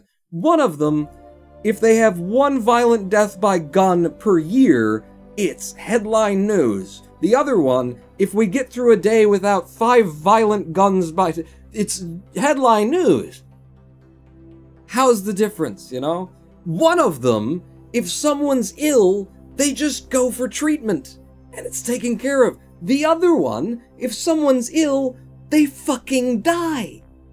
How is this separation by a river? That would be a good book to write. You look at all the statistics, Freakonomics, and say, again, you know, these two cities are separated by an eighth of a mile wide river, if that. Be very interesting. I would read that book. Somebody write that book. There's a lot of parts here now. Kerbal is actually, our frame rates are dipping. Yeah, so where am I going to, like, park this guy now? I've got an empty slot there on that spoke. And it looks like he could get in there, because he's got a tip to him. Yeah. Oh, I've got an empty slot over here as well. Oh, that's next to all that crap. I think this seems like a good place to park her. I'm going to try and park it up there. F5 me from where we are right now. Hey, bro, what's up, says Hardened Patriot. Yo, Dizzity Dog. How you doing? He's operating normally against this Noah Crop. Me, because I started talking about, you know, politics and... Yep, I'm back on. There's something wrong with him. I finally got the PHP working, and now he's you know, boring the live stream with his socialist anarchy or whatever it is that he talks about. Can I go backwards in you? I should be able to go backwards in you. I've got a lot of monoprop on this thing. Preferring not to use the monoprop, though, Pawn. You're right. I mean, I can always bring up another load of monoprop if I need it. In our beautiful SSTO, the dump truck. I can always bring that up if I need more monoprop for this. But if we can get away without having to do it, more's the better, right? So I'm gonna push us off a little bit in this direction. Down, though. Having a little trouble figuring out what's up and what's down. Okay, push me off a little bit over there using the liquid fuel. Alright, 0.2 meters per second difference now. That's fine, that'll get us there eventually. I'm F5ing after every single friggin' thing I do. Other side of the cupola is where you want to start building the station, so yeah, leave that free. Good call. I guess. I haven't even thought about that. I just want to park this crap so that it doesn't keep drifting. When we can get to it, we can get to it. But that sounds like sensible. This is going to take a minute, isn't it? Give me a little bit of a fizz or a time warp here to get us past at 0.2 meters per second. We have 85 meters per second left to Delta V in the liquid fuel. This has been incredibly efficient. Both of these ships came up with like 100 meters per second to do their jobs. The one of them managed to do like emergency procedures. Oh, shoot, I didn't think of something. And still have like 27 meters per second at Delta V. This guy came up at exactly the right spot, had his 100 meters per second Delta V remaining, and is probably only going to use another 5 to 10 of them. I cannot, for the life of me, figure out what the dorsal and ansel side of this thing is. Up is like that. And down is like, okay, so it's like normal controls, but not if you're used to flying planes and spaceships. Okay, so right is left, and left is right, and up is up, and down is down. Right! Oh, I know. Passing by you, ever so slowly, trying to get kind of on the axis over here. That's looking good. Go ahead and set you as my target. 15.7 meters per second, or 50, just 16 meters away. Damn it, with your per seconds. I'm going to use the monoprop now. So this should drive me... No, that's the exact opposite direction. You drive me in, and I think I need to be down. No, that's okay. Opposite of everything that you think, Pawn. Right. Just like the rest of reality. World is flat. And McDonald's makes good coffee. No, they don't. I want Starbucks. Sorry, Houston. Just drift me in ever so nicely. RCS off. You're going to nose me up. When we get to the position that we want to be, you're going to be like this. Could be doing this a lot faster. There we go. Go ahead and drift off a little bit, as long as we're getting the right orientation. Yeah, that's looking better. It's looking a lot better. Nose down a little bit. Give me monoprop active again, and opposite of what I think. Yep. So that should stop that drift. That should stop that drift. Oh, don't use monoprop for that. Use your engines. Okay, burning ever so slowly. We've got... Right. We're good. I'm going to use my monoprop now to get one ball into the other ball. We should be heading straight for the docking port now. F5 from here. I'm definitely going to have to nose the ship like that. And F from there. F5 me.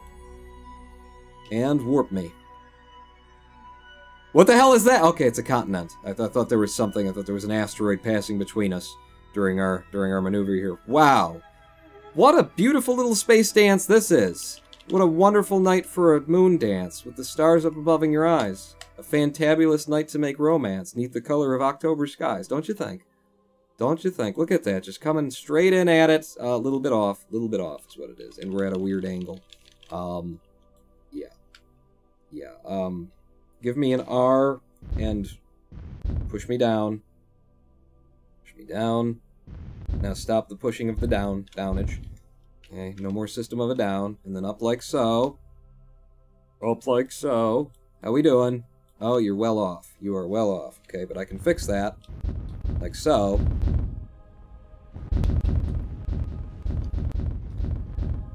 RCS off. Oh, we're so damn close. No. Don't do that. Don't drift. Okay. So damn close. Just get there. Just do it. F5. Wow, we are coming in as slowly as probably these things actually happen in space. We are definitely off the line. I could switch over to the other craft and rotate it a little bit. That would not end well, Pawn. Just let things happen. Maybe you can make another little adjustment while you're here. Push you down, down, down. That. And then monoprop. RCS off. Nose you back up. Here we go. Here we go. Okay, it's going to take a second. Take a second. I'm going to turn SAS off. Hello? Hello? Hello, we've done it! Nothing wobbled itself to death. Oh my god, I've attached it, F5. I've attached it, it seems all to be holding together. Woohoo! I did it!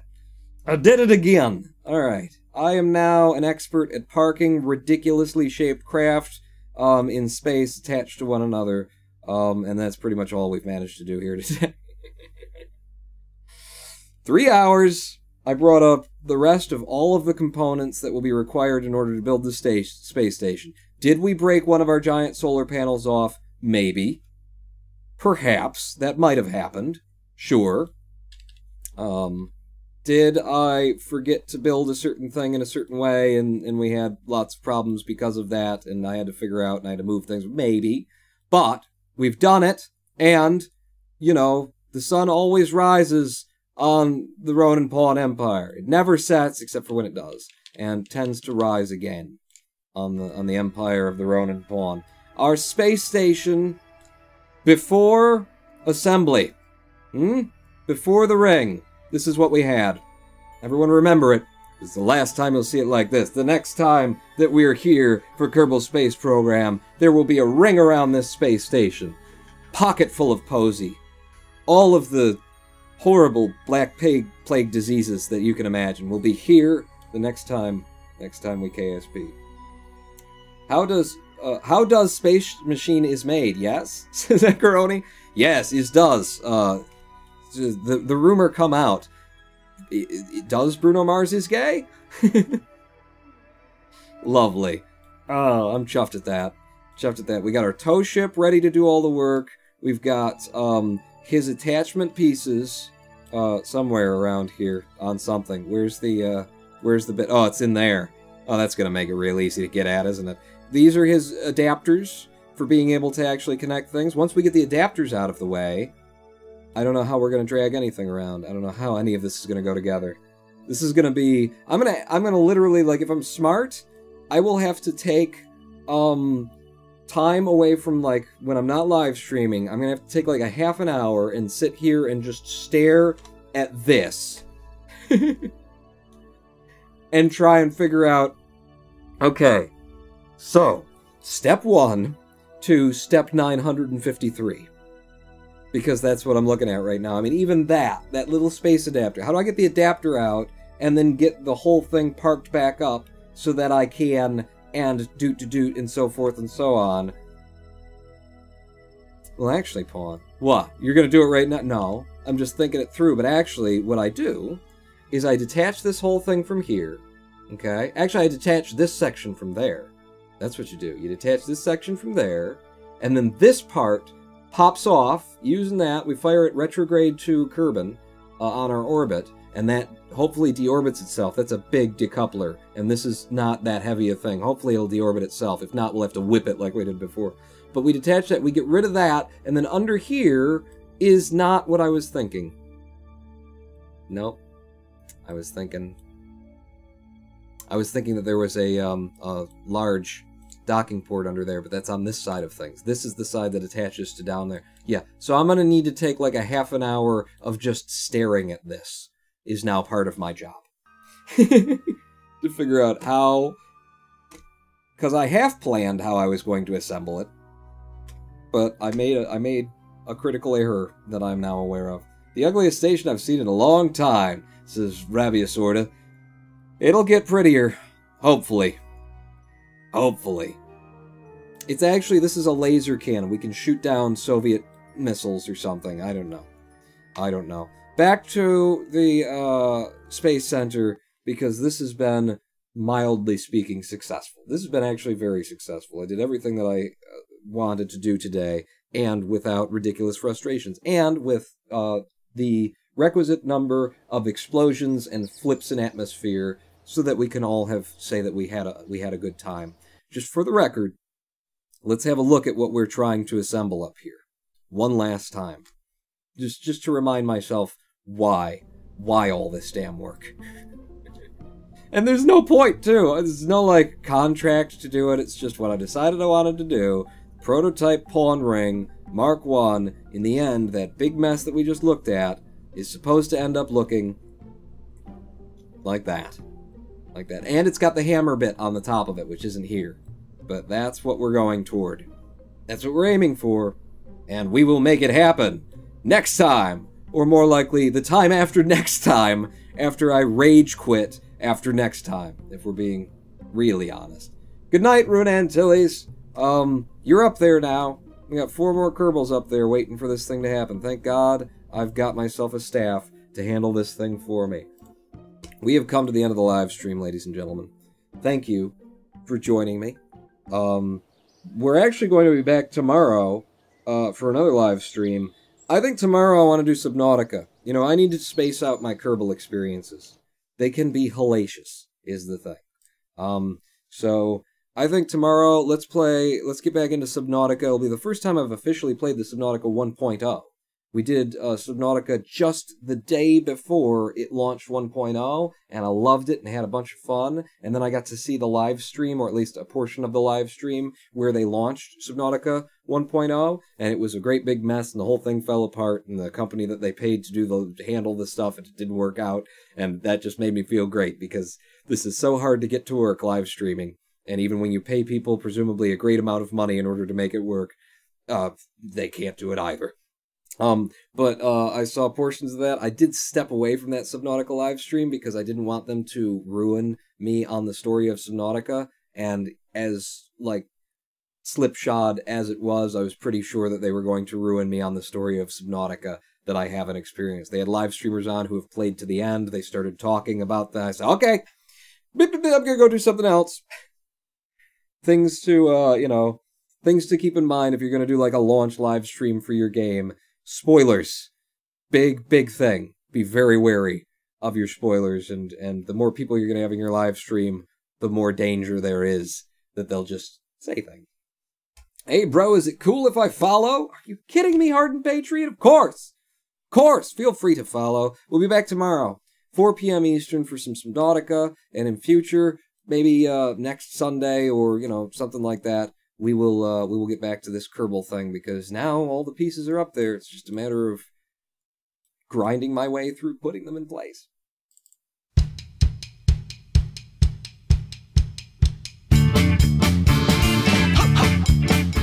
I am the Ronin Pawn. Be back here tomorrow at 4 p.m. If you can't, be back here at Wednesday at 4 p.m. If you can't, be back here on Friday at 4 p.m. Mondays, Wednesdays, Fridays, Sundays on the Ronin Pawn channel, twitch.tv/RoninPawn, youtube.com/RoninPawn, youtube.com/7Z?X purple. Pawn Live, another channel we've got. Hardened Patriot, thank you for the follow. I will see you next time. I love you all. Pawn out. In it swam the savior, having the time of her life.